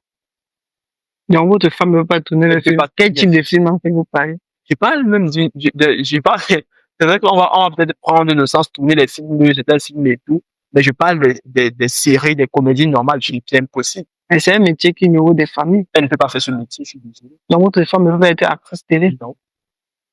Votre femme peut être quoi? Il y a des métiers. Comme quoi? Je vais pas citer, pas citer. Votre femme doit être hôtesse de l'air. Non. Elle doit avoir 10 millions en banque. Non. Elle doit beaucoup prier. Si tu ne pries pas, on fait comment pour vivre ensemble? Parce que autre chose. Mais en tout cas, comme vous avez si bien dit, si vous comprenez bien, ça veut dire que présentement, vous êtes encore un homme neutre, comme vous êtes né, comme vous êtes venu au ciel, comme vous êtes né, si je peux comprendre, comme ça, pas de femme, rien. Mais il y a aussi une émission qui a dit que quand un homme reste sans pratiquer des rapports sexuels, ça entraîne souvent des masturbations. Ça vous arrive-t-il de vous masturber souvent? Ça entraîne des masturbations, bon, je sais pas. Moi, je dis souvent qu'il faut arrêter de prendre des faits de société pour en faire le cas général. Mais est-ce que les gens vivent si c'est fait de société? Ce sont des faits de société, mais c'est pas des faits généraux.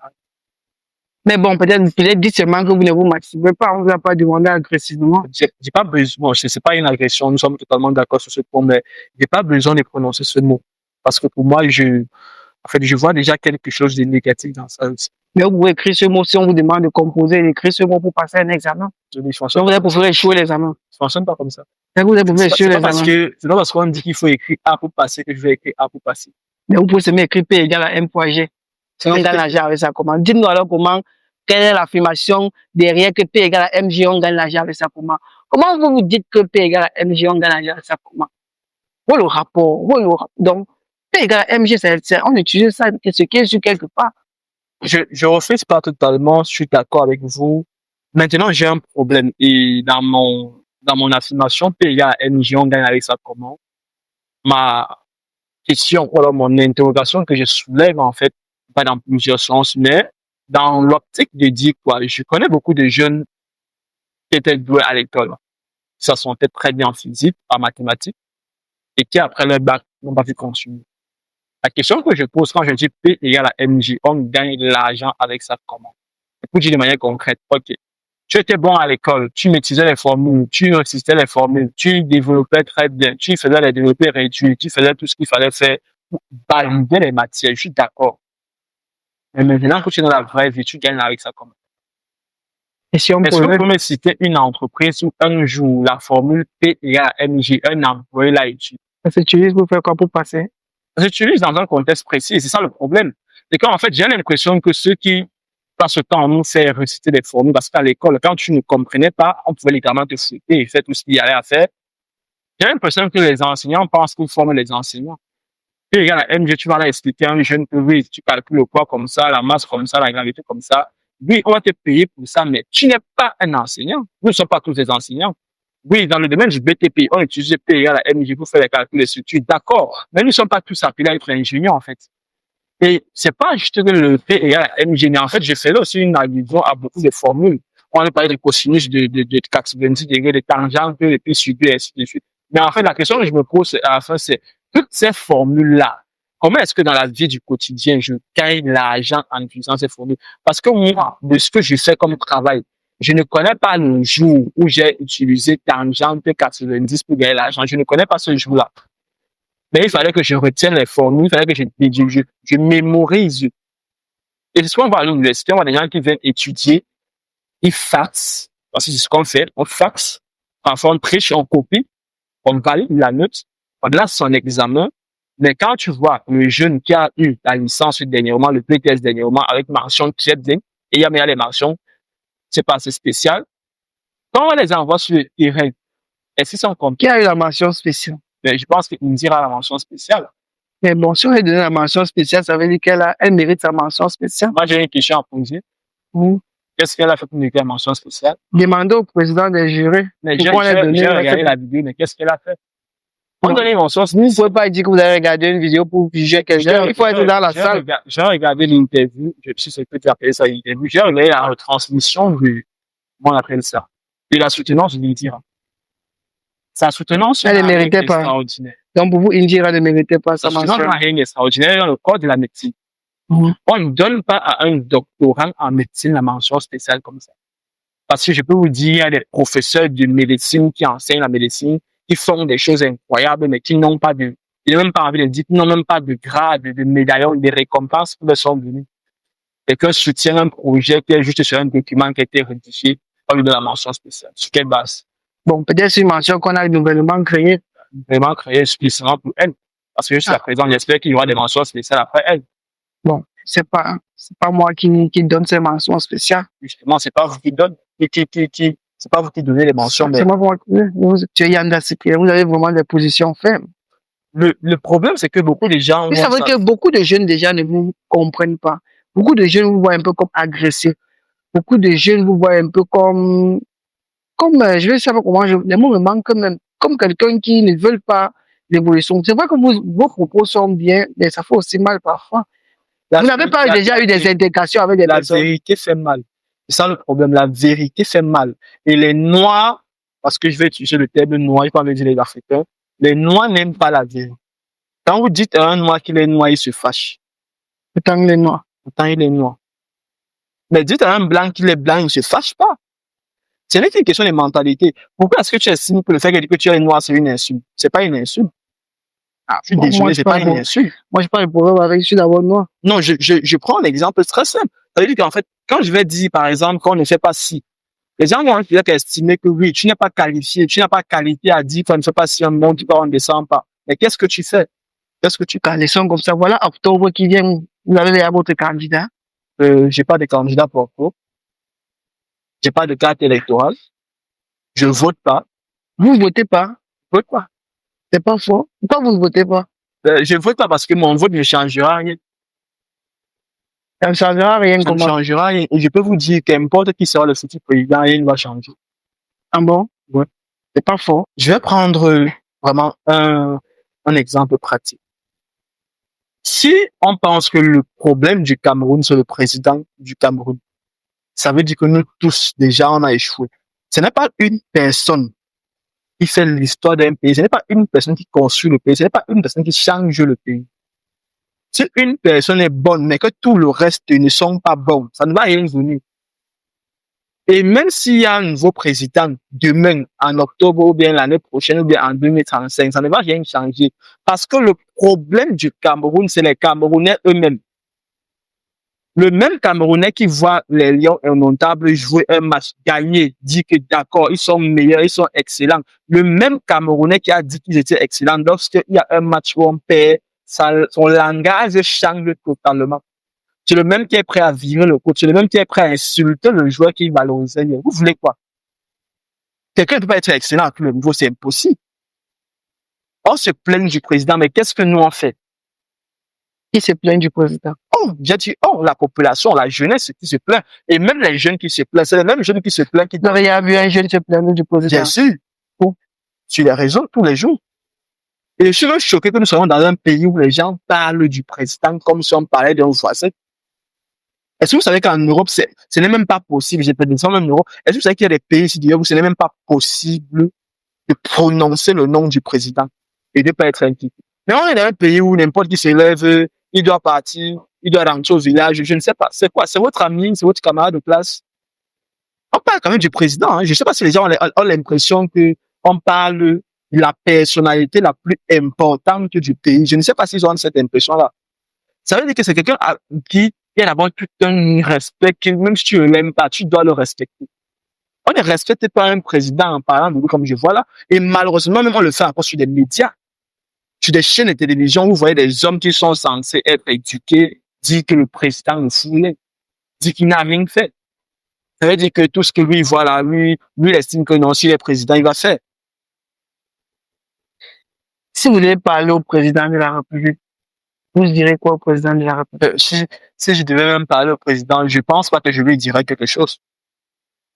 Je pense pas que je lui dirais quelque chose, honnêtement. Pourquoi? Parce que, je vais vous dire, j'ai une énorme admiration pour le président de la République. Une énorme admiration. Et si c'était vraiment possible que cela ne puisse être accordé, j'aimerais bien m'asseoir 5 minutes, 10 minutes avec lui. Parce que je comprends pas comment quelqu'un peut faire 40 ans avec ce genre de population-ci. Je comprends pas. Parce que moi, à sa place, en toute honnêteté, j'aurais démissionné. Je ne veux pas supporter les Camerounais. Soit on serait une dictature totale et personne ne parle mal de moi et c'est clair, tout le monde est d'accord avec ça. Soit dans cette démocratie, si je ne suis pas président, quelqu'un d'autre fait son travail, c'est tout. On ne peut pas tout demander en 40 ans. J'imagine, c'est-à-dire que pour nous, peut-être la nouvelle génération, on est peut-être plus ou moins radical, mais j'imagine année après année, mandat après mandat, tout ce qu'on a pu dire de lui, tout ce qu'on a supposé de lui, tout ce qu'on dit encore de lui. Et il est là. Et il n'a pas perdu la tête, il n'est pas devenu fou, il dirige un pays. Et malgré ça, les gens estiment que, bon, voilà, il ne fait toujours rien et qu'il doit partir. Si vous avez un message aux jeunes Camerounais à adresser, en fait, que direz-vous par rapport aux élections?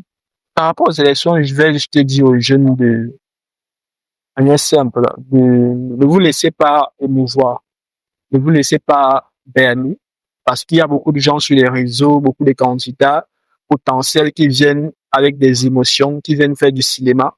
La politique n'est pas le cinéma. On ne dirige pas un pays avec des émotions. C'est pas parce que vous bavardez beaucoup, vous avez raison. C'est pas parce que vous parlez fort ou vous jouez à la victime que vous êtes une victime. Donc, je préfère encore qu'on soit pragmatique. Et moi, je l'ai toujours dit jusqu'à présent en toute honnêteté, de tous les candidats actuels à l'élection présidentielle, je ne vois aucun capable de remplacer le président. Aucun.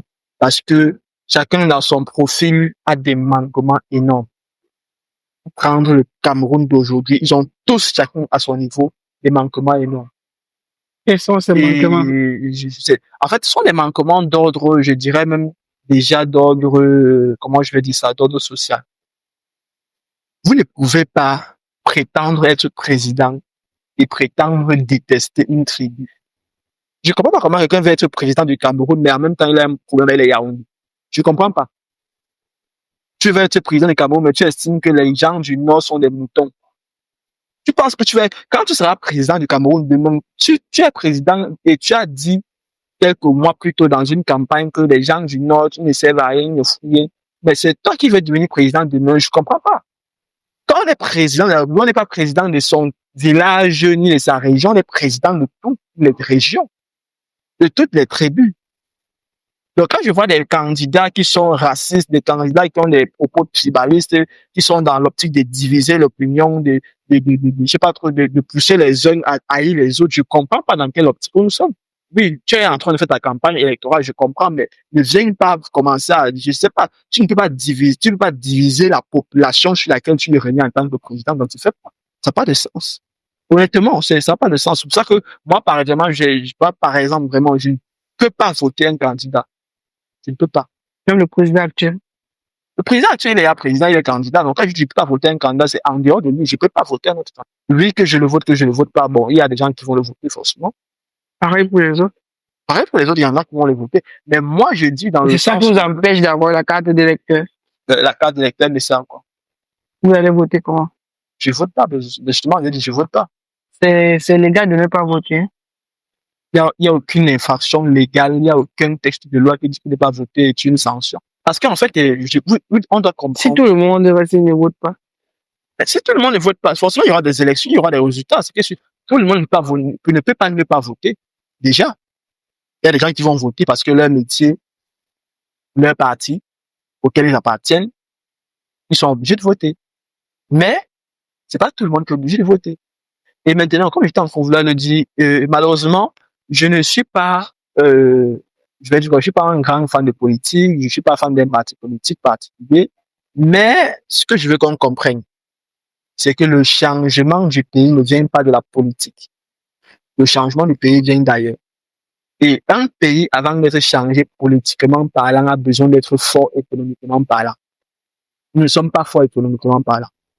Je voudrais encore mieux que tous ces hommes qui veulent être à la tête de la République et tout orientent d'abord leurs priorités de manière à ce qu'ils relèvent l'économie du pays qu'à vouloir aller s'asseoir au palais de l'unité. Parce que jusqu'à présent, j'entends des propositions. Si je suis président, la rentrée scolaire sera en janvier. Le fait de dire que la rentrée scolaire en janvier va changer quoi sur l'évolution du Cameroun? Vous pensez que sur le fait de commencer en janvier... Il y a même un candidat qui a dit que si le président, le palais de Toudi sera accessible à tous. Pour faire quoi? C'est le musée? On parle quand même du palais présidentiel et on ne peut pas entrer dans un palais présidentiel. C'est pas exagéré. C'est pas le centre commercial. Je suis désolé. Je suis désolé.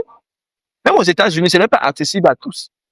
Je ne sais pas si c'est que les gens, je ne sais pas si c'est que vraiment nous sommes dans un pays, on estime que bon, comme nous sommes le continent. On a aussi vu des personnes qui ont dit qu'ils ont eu des révélations pendant ces élections. C'est quoi? C'est comme cette période électorale. C'est quoi? Qu'est-ce qui s'est passé? Ah. Je comprends pas. Le Seigneur les a parlé. Ils sont des pasteurs, c'est quoi? Bon, on a vu certains qui ont dit que le Seigneur les a parlé. Ils doivent diriger le pays. Je suis désolé, mais il faut qu'on arrête de blaguer avec lui. On ne peut pas prendre Dieu pour un mentor, Dieu pour un, je sais pas trop pourquoi, pour un spectateur, ou bien je sais pas trop pourquoi, en fait, il faut qu'on arrête de jouer avec le nom de Dieu de manière claire. Et moi, je le dis, je ne suis pas, ou je n'ai pas la prétention de dire que je suis celui qui connaît mieux Dieu que les autres. Et Dieu parle à tout le monde, Dieu parle de manière différente et tout. Mais, que ces hommes de Dieu ou que ces gens à qui Dieu leur a dit que c'est eux qui sont les candidats à la présidentielle, pas ce qu'ils ont à faire. Mais si c'est Dieu qui leur a dit, ils seront présidents. Si ce n'est pas Dieu, ils ne seront pas présidents.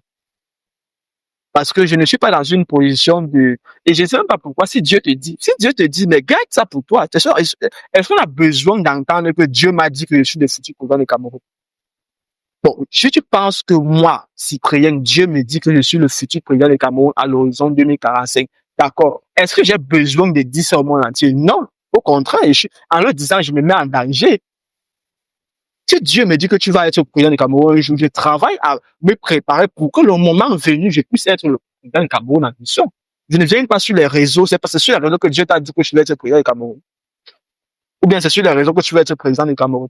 Depuis, vous nous parlez de vos succès, mais vous n'avez pas encore parlé de vos échecs.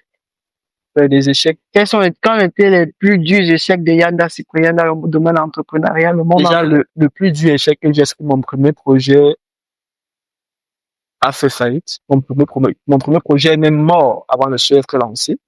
Vous avez perdu de l'argent? C'était un peu pas considérable sur le plan financier, mais c'était un projet sur lequel j'avais consacré plus de 6 mois. 6 mois à réunir des personnes, à aller faire des réunions avec eux, à aller discuter avec eux. C'est quel projet comme ça? Projet de service de livraison de repas en entreprise, de l'EFCO. C'est vrai qu'on compte peut-être, je sais pas, peut-être pouvoir relancer ça. Mais c'est quelque chose qui m'avait vraiment tenu à cœur. C'était la toute première entreprise physique que je voulais bâtir et entre tout ce que j'ai donné, tout ce que chacun à son niveau essayait de faire, l'application qu'on voulait construire, les restaurants qu'on démarchait, les équipes qu'on essayait de négocier pour avoir et tout. Quand tout ça a fait, j'ai commencé à avoir ma première leçon et c'était vraiment l'année qui suivait ma sortie de l'université. Donc, c'était pas évident que pour ta première fois de vouloir entreprendre ton premier projet, où tu as pris 6 mois à faire monter, va à gauche, va à Comment vous droite, avez surmonté alors cet échec? ça stoppe comme ça, c'était pas évident. Comment vous avez surmonté Maintenant, cet échec? quand tu as un échec et que tu es conscient que tu sais que tu ne vas pas t'arrêter à ça, passe à autre chose. Moi, par exemple, aujourd'hui, je le dis toujours aux gens qui, peut-être, qui sont un peu proches de moi, j'ai des projets qui sont prévus même pour 2050. À partir d'aujourd'hui. C'est là dans votre tête. C'est déjà noté quelque part, c'est déjà développé. Mais je sais que je suis pas encore en capacité financière, j'ai pas encore peut-être la technologie, j'ai peut-être pas encore l'équipe, la ressource pour y arriver. Et je sais pas si c'était à vous, mais je le disais à une autre personne, il y a les projets qui ne peuvent pas se réaliser au Cameroun, parmi ces projets. Et je sais que le moment venu, forcément, j'aurai besoin de voyager. Donc, il y a des projets qu'on peut pas, il y a des niveaux de réussite et des projets qu'on peut pas atteindre au Cameroun. Naturellement, il y en a, et il y en a même beaucoup. C'est vrai que le Cameroun a des limites. L'Afrique a des limites, je ne parle même pas du Cameroun, l'Afrique a des limites. Est-ce que vous savez, par exemple, que pour une entreprise comme Tesla qui fabrique des véhicules aujourd'hui, il n'y a pas de possibilité d'avoir en Afrique une usine normale qui fonctionne normalement? Parce qu'en Afrique, on n'a pas assez d'ingénieurs capables de faire la conception de ces véhicules-là, capables de travailler sur les matières, sur des technologies de ce genre de niveau. C'est pourquoi en Afrique, on a encore dans l'assemblage. Et en Europe, en Amérique, en Asie, on est encore dans la création, dans l'innovation. Nous ne sommes pas encore au niveau où la population, la ressource humaine peut créer. On a encore déjà, on prend ce qu'on a fabriqué, qui est endommagé, on assemble, on n'est pas encore au niveau de la création. Moi, l'un de mes plus grands projets que j'ai, c'était de fabriquer un satellite avec une entreprise, bien sûr. Mais je ne connais pas peut-être 5 Camerounais qui peuvent, peut-être même 5, c'est même beaucoup. Je ne connais pas un Camerounais qui peut m'accompagner dans ce projet. Je ne connais pas. Donc, il y a un moment venu où je vais voyager, où je vais aller à l'étranger, où je vais aller essayer de comprendre comment ça fonctionne, de réunir des personnes. On lance ce sujet d'entreprise-là. Forcément, on dira, oui, il est parti de son pays, l'autre fait ça dans son pays, mais le pays n'a pas la capacité de faire ça. Combien de personnes en Afrique étudient dans le domaine de l'aérospatial? Ils ne sont pas nombreux. Mais par contre, ce sont des projets qui ont un impact énorme. Imaginez avoir une marque de véhicule, je pas envie de dire africaine, mais fabriquée en Afrique, conçue par des Africains. À la limite, c'est énorme. Mais par contre, si tu vas aller voir, si tu vas à Mercedes, tu vas voir des Camerounais qui travaillent à Mercedes, forcément. J'ai même eu un enseignant qui travaillait pour Volkswagen. Un enseignant du lycée technique, qui était ingénieur pour le compte de Volkswagen. Mais il était affecté au Cameroun, donc actuellement, il n'était pas dans la conception, mais tu vois qu'il est ingénieur. En fait, c'est pour dire qu'il y a des personnes qui ont la capacité de le faire, mais ils ne sont pas ici parfois. Avez-vous un mot adressé aux influenceurs? Les influenceurs, Vous avez aussi remarqué, le métier d'influenceur se développe beaucoup ces dernières années. Malheureusement, aujourd'hui, tout le monde veut être influenceur et tout le monde ne sera pas influenceur. Et tout le monde peut être influenceur. Tout le monde veut être influenceur, mais tout le monde ne sera pas influenceur. Et je décourage même d'abord tous ceux qui veulent devenir influenceurs. Je ne vous encourage pas à devenir ça. Parce que je le dis souvent quand je parle en langage vraiment cru, être influenceur, ce n'est pas un métier. Il faut qu'on dise la vérité à la jeunesse. Être influenceur n'est pas un métier. Si tu ne fais rien, dis que tu ne fais rien, ne dis pas que tu es influenceur. Mais être influenceur, on voit des influenceurs qui gagnent leur vie. Gagner sa vie, c'est pas dire que tu travailles. Parce que ce que l'on ne dit pas à la jeunesse, ou ce que ces influenceurs ne disent pas à la jeunesse, c'est que, oui, on m'appelle influenceur, mais j'ai peut-être, je sais pas, une boutique, j'ai un magasin. Tu penses qu'être influenceur, c'est quoi? Est-ce qu'il y a une CNI? Est-ce que tu as vu une carte nationale d'identité où à la place des métiers, on a écrit influenceur? On n'a pas écrit ça. Même la carte nationale d'identité d'entrepreneur, ça n'existe pas. Mais quand on dit que nous sommes entrepreneurs, c'est le titre que nous portons. Mais est-ce que c'est être entrepreneur qui te donne l'argent? Non, tu as des activités que tu mènes. On ne peut encourager un jeune à se lever, à s'asseoir, mettre les vidéos, ou faire des vidéos devant une caméra, poster en ligne et venir dire à quoi qu'il est influenceur. Et il ne comprend pas pourquoi il ne gagne pas l'argent que les autres influenceurs gagnent. Mais c'est parce qu'ils ne vous disent pas comment ils font pour gagner l'argent. Je suis désolé. Je suis désolé, c'est ça le problème. Les influenceurs que vous suivez, qui vous montrent leur vie de luxe, qui vous montrent comment ils ont réussi, ne vous ont pas dit comment ils ont fait pour avoir ça. Mais comment vous voulez devenir comme eux quand vous ne savez pas la procédure, les gens veulent dire la procédure à suivre qu'ils ont suivi.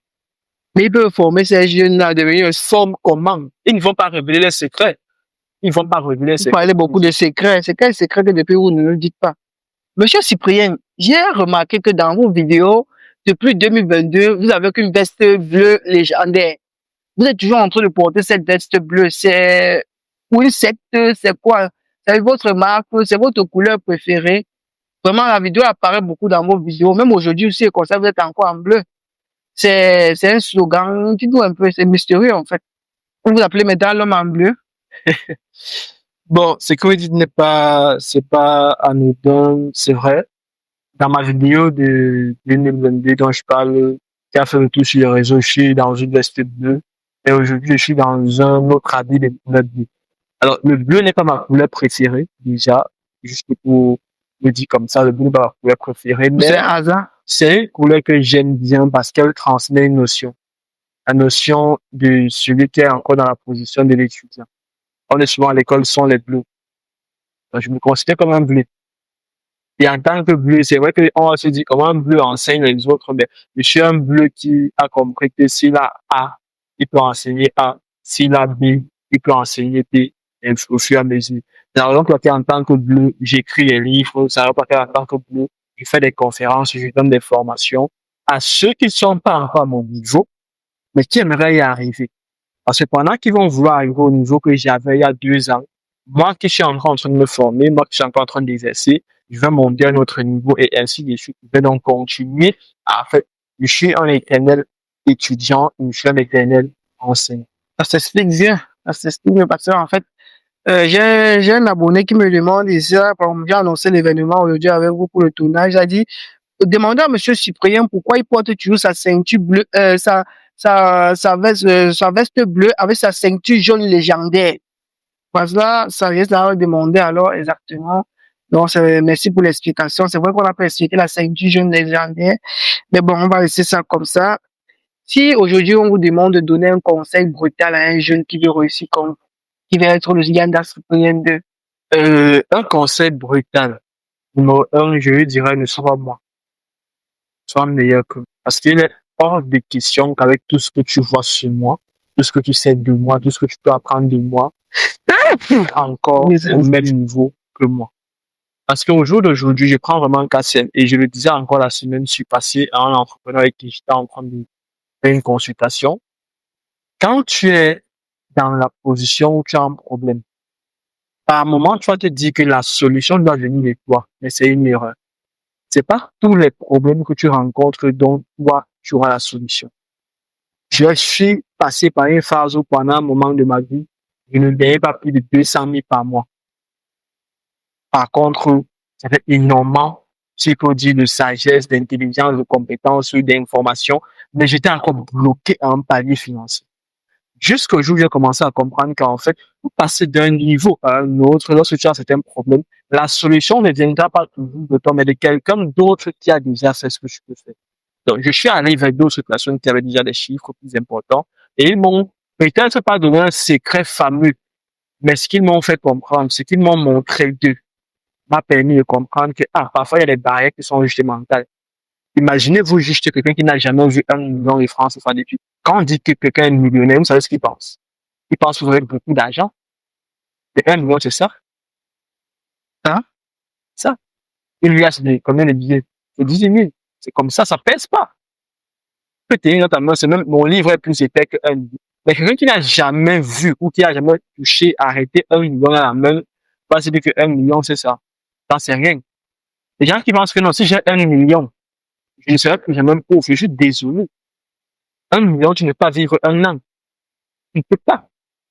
Et tu manges 1000 francs par jour, tu fais 365 000. Même 6 mois, c'est beaucoup. C'est pas beaucoup. C'est pas beaucoup. Parce que Même vivre, 6 c'est mois, c'est petit manger, le temps, c'est il te va dire. déplacer, c'est se vêtir et tout. C'est pas évident. 1 million. Donc, la plupart des gens qui pensent même qu'être millionnaire comme, et je me demande s'ils ont conscience que depuis qu'ils travaillent, ils ont touché. Pour ne pas vous couper, il y a une amie qui m'a écrit récemment, elle m'a dit, la pauvreté est détail. Je me rends compte qu'il y a des personnes qui sont décédées dans ma famille sans avoir touché 100 000 francs qui les appartenaient. Et ça m'a fait rire et en même temps, en fait, ça m'a fait me questionner. Et ces personnes, on ne dit pas qu'ils sont décédés à 10 ans. et des personnes qui sont décédées avec des enfants. Je me suis posé la question, mais comment ça fait? Comment ils font-ils? Ça m'a fait également peut-être bizarre. Mais en Afrique, on a souvent ce mythe-là, d'avoir grandi avec des parents dont on ne sait pas combien ils gagnent chaque mois. Moi, jusqu'aujourd'hui, je ne sais pas combien mon père gagnait dans ces différents jobs qu'il a pu faire. Et c'est parfois, peut-être, je vais dire, c'est pas trop, je vais dire, pas normal, anormal et tout. Mais en fait, c'est un impact. C'est un impact négatif. Dans quel sens? Dans le sens où, en tant qu'enfant, en tant qu'individu, vous ne pouvez pas être parent, vous avez des enfants et vous faites croire à vos enfants que l'argent est mystérieux, l'argent est compliqué, l'argent est, je sais pas, que ça ne pousse pas sur les arbres. Oui, on est d'accord, ça ne pousse pas sur les arbres. Mais le genre de mentalité que tu inculques à l'enfant fera que demain, ton enfant ne pourra pas être riche. Moi, par exemple, je le dis toujours, quand on me parle de milliardaire, la seule question que j'ai envie de me poser, c'est il est milliardaire en quoi? En France CFA. Parce que 1 milliard de francs CFA, pour moi, ce n'est pas de l'argent. Je suis désolé. Ce n'est que 2 millions de dollars. Donc, si quelqu'un estime que non, si j'ai 1 milliard, je suis riche, il n'est pas riche. Il n'est pas riche. Et moi, tellement ça m'a choqué que, je me rappelle en 2023, je tombe sur une émission de télévision et on me présente les châteaux de France. Et je me rends compte que dans l'un des châteaux de France qui appartenait à un homme, pour les 45 ans, qui travaillait, une personne avec son entreprise et tout, on me parle d'un château qui a, par exemple, 15 chambres, qui a 20 douches. La question que je me pose numéro 1, c'est pourquoi on peut faire une maison qui a 15 chambres et il y a 20 douches? Pourquoi il y a des douches supplémentaires? Mais quand je regarde l'émission, je me rends compte que chaque chambre a d'abord sa douche. Mais dans les 5 autres douches, c'est des douches où on sait que les invités, n'importe qui est pas arrivé, là, sa douche. Mais en Afrique, quand on dit que je vais construire ma maison, la maison, on construit, si tu as 100 mètres carrés, tu construis 101 mètres carrés. Parfois, tu voles même des millimètres. Par contre, tu vas voir des Européens, tu vas voir des Américains, des hommes épais estimés être riches, qui ont réussi. Ils ont un terrain de 1000 mètres carrés, construit 100 mètres carrés. Tout le reste, là, c'est son jardin. Ça veut dire que lorsqu'on parle d'argent, j'estime qu'il faut que, peut-être que les Africains ne voient pas en fait les enjeux. On doit réviser beaucoup plus dans la matière de finances. Il faut qu'un homme puisse dire, OK, je veux avoir 1 milliard de dollars. Vous le dites, tu vois.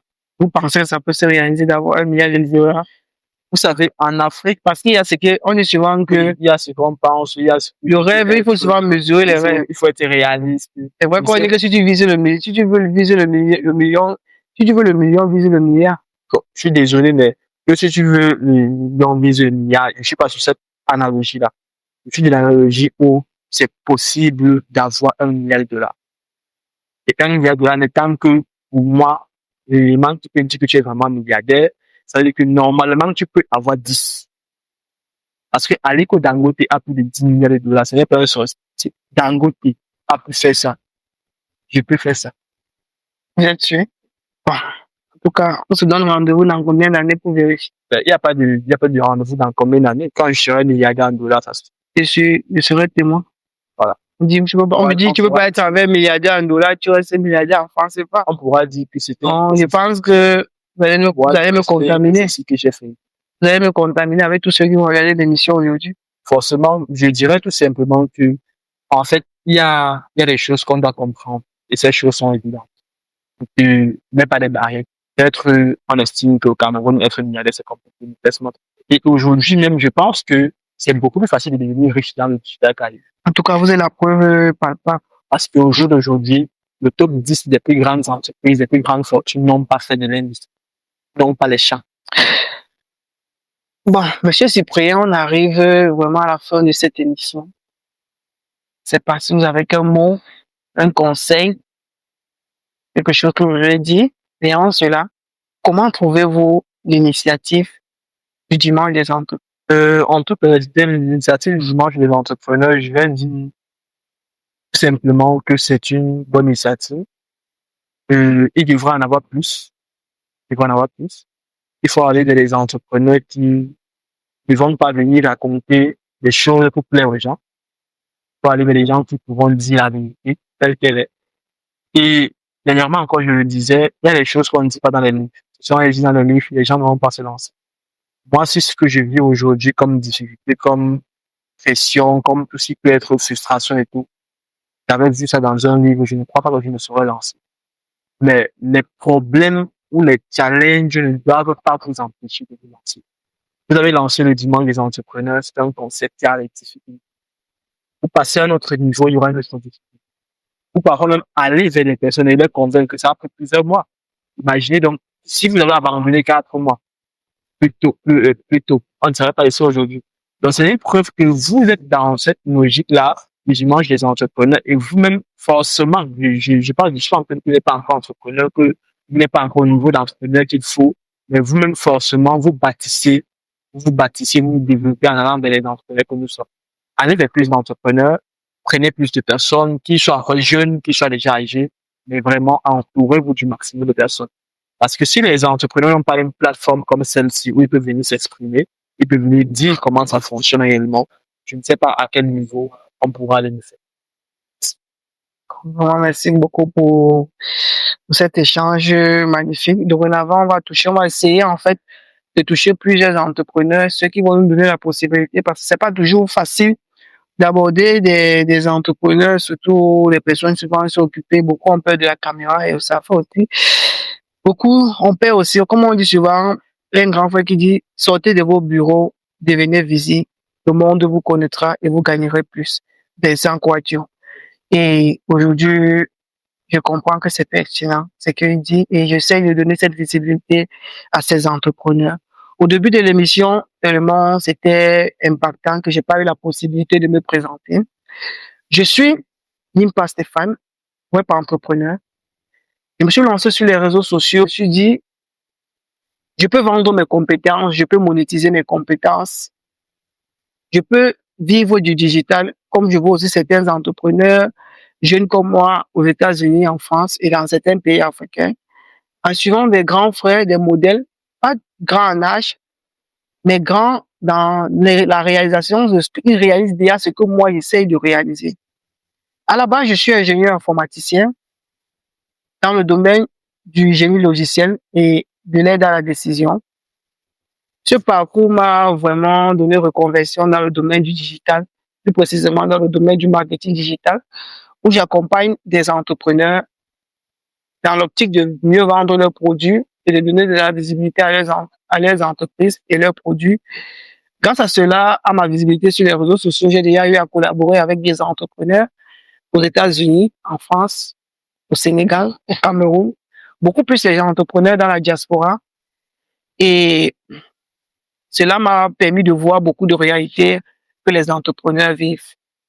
La vente. Beaucoup d'entrepreneurs ont des entreprises coquilles, comme le dit souvent un grand frère à moi, Initiative Consulting, des entreprises qui ne produisent rien, des entreprises qui sont seulement attrayantes. Donc, tu vois, ça te plaît, mais l'entreprise ne parvient pas à vendre ses produits, à être visible. Je me suis dit alors aujourd'hui, pourquoi ne pas aider ces entrepreneurs? Je ne vais pas dire aider parce que ce n'est pas du bénévolat que je fais. Pourquoi ne pas accompagner ces entrepreneurs à mieux vendre leurs produits, à mieux vendre, à mieux faire connaître leur entreprise, à mieux se former sur les outils d'intelligence artificielle, de marketing digital. Et derrière ça, aimer la vision de mettre sur pied cette émission, le dimanche des entrepreneurs. À tout entrepreneur, e-commerçant ou particulier qui suit cette émission, qui a des produits, qui a des difficultés à développer son business, vous pouvez me laisser un message dans les commentaires. Il y a mon numéro dans la description. Aujourd'hui, nous avons eu la chance d'accueillir, de recevoir un homme qu'on ne reçoit pas tous les jours, Monsieur Yanda Cyprien. L'homme a la veste bleue et la ceinture jaune légendaire. L'homme qui a lu 500 livres par seconde. L'homme qui a affirmé que P égale à MJ, on gagne l'argent avec sa commande. Il nous a partagé ses expériences dans le domaine du digital, de l'entrepreneuriat. Vraiment, c'est un homme, si vous voyez, j'ai même dû stopper l'émission pour que nous puissions mettre une première pause à cela parce qu'il doit y avoir une deuxième partie. Une deuxième partie dans laquelle on va beaucoup parler de finances. Combien M. Yanda Cyprien a gagné? Quelles sont ses réalités? Quelles sont ses difficultés qu'il vit au quotidien?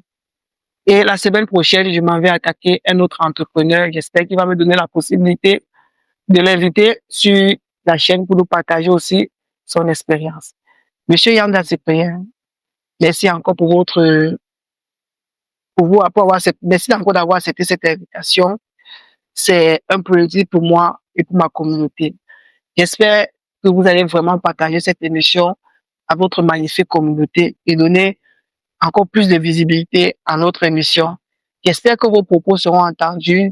J'espère que cette émission, dans 10 ans, je dirais, j'ai cru à cette émission et j'ai invité le futur milliardaire en dollars, comme il a si bien dit, Aliko Dangote a pu, moi aussi je peux. Retrouvons-nous dans une prochaine émission avec notre nouveau invité qui est, je sais pas comment je vais dire, c'est une masterclass qu'il doit nous donner. C'est quelqu'un qui fait dans beaucoup de belles choses que vous allez découvrir et vous garde la surprise. À bientôt.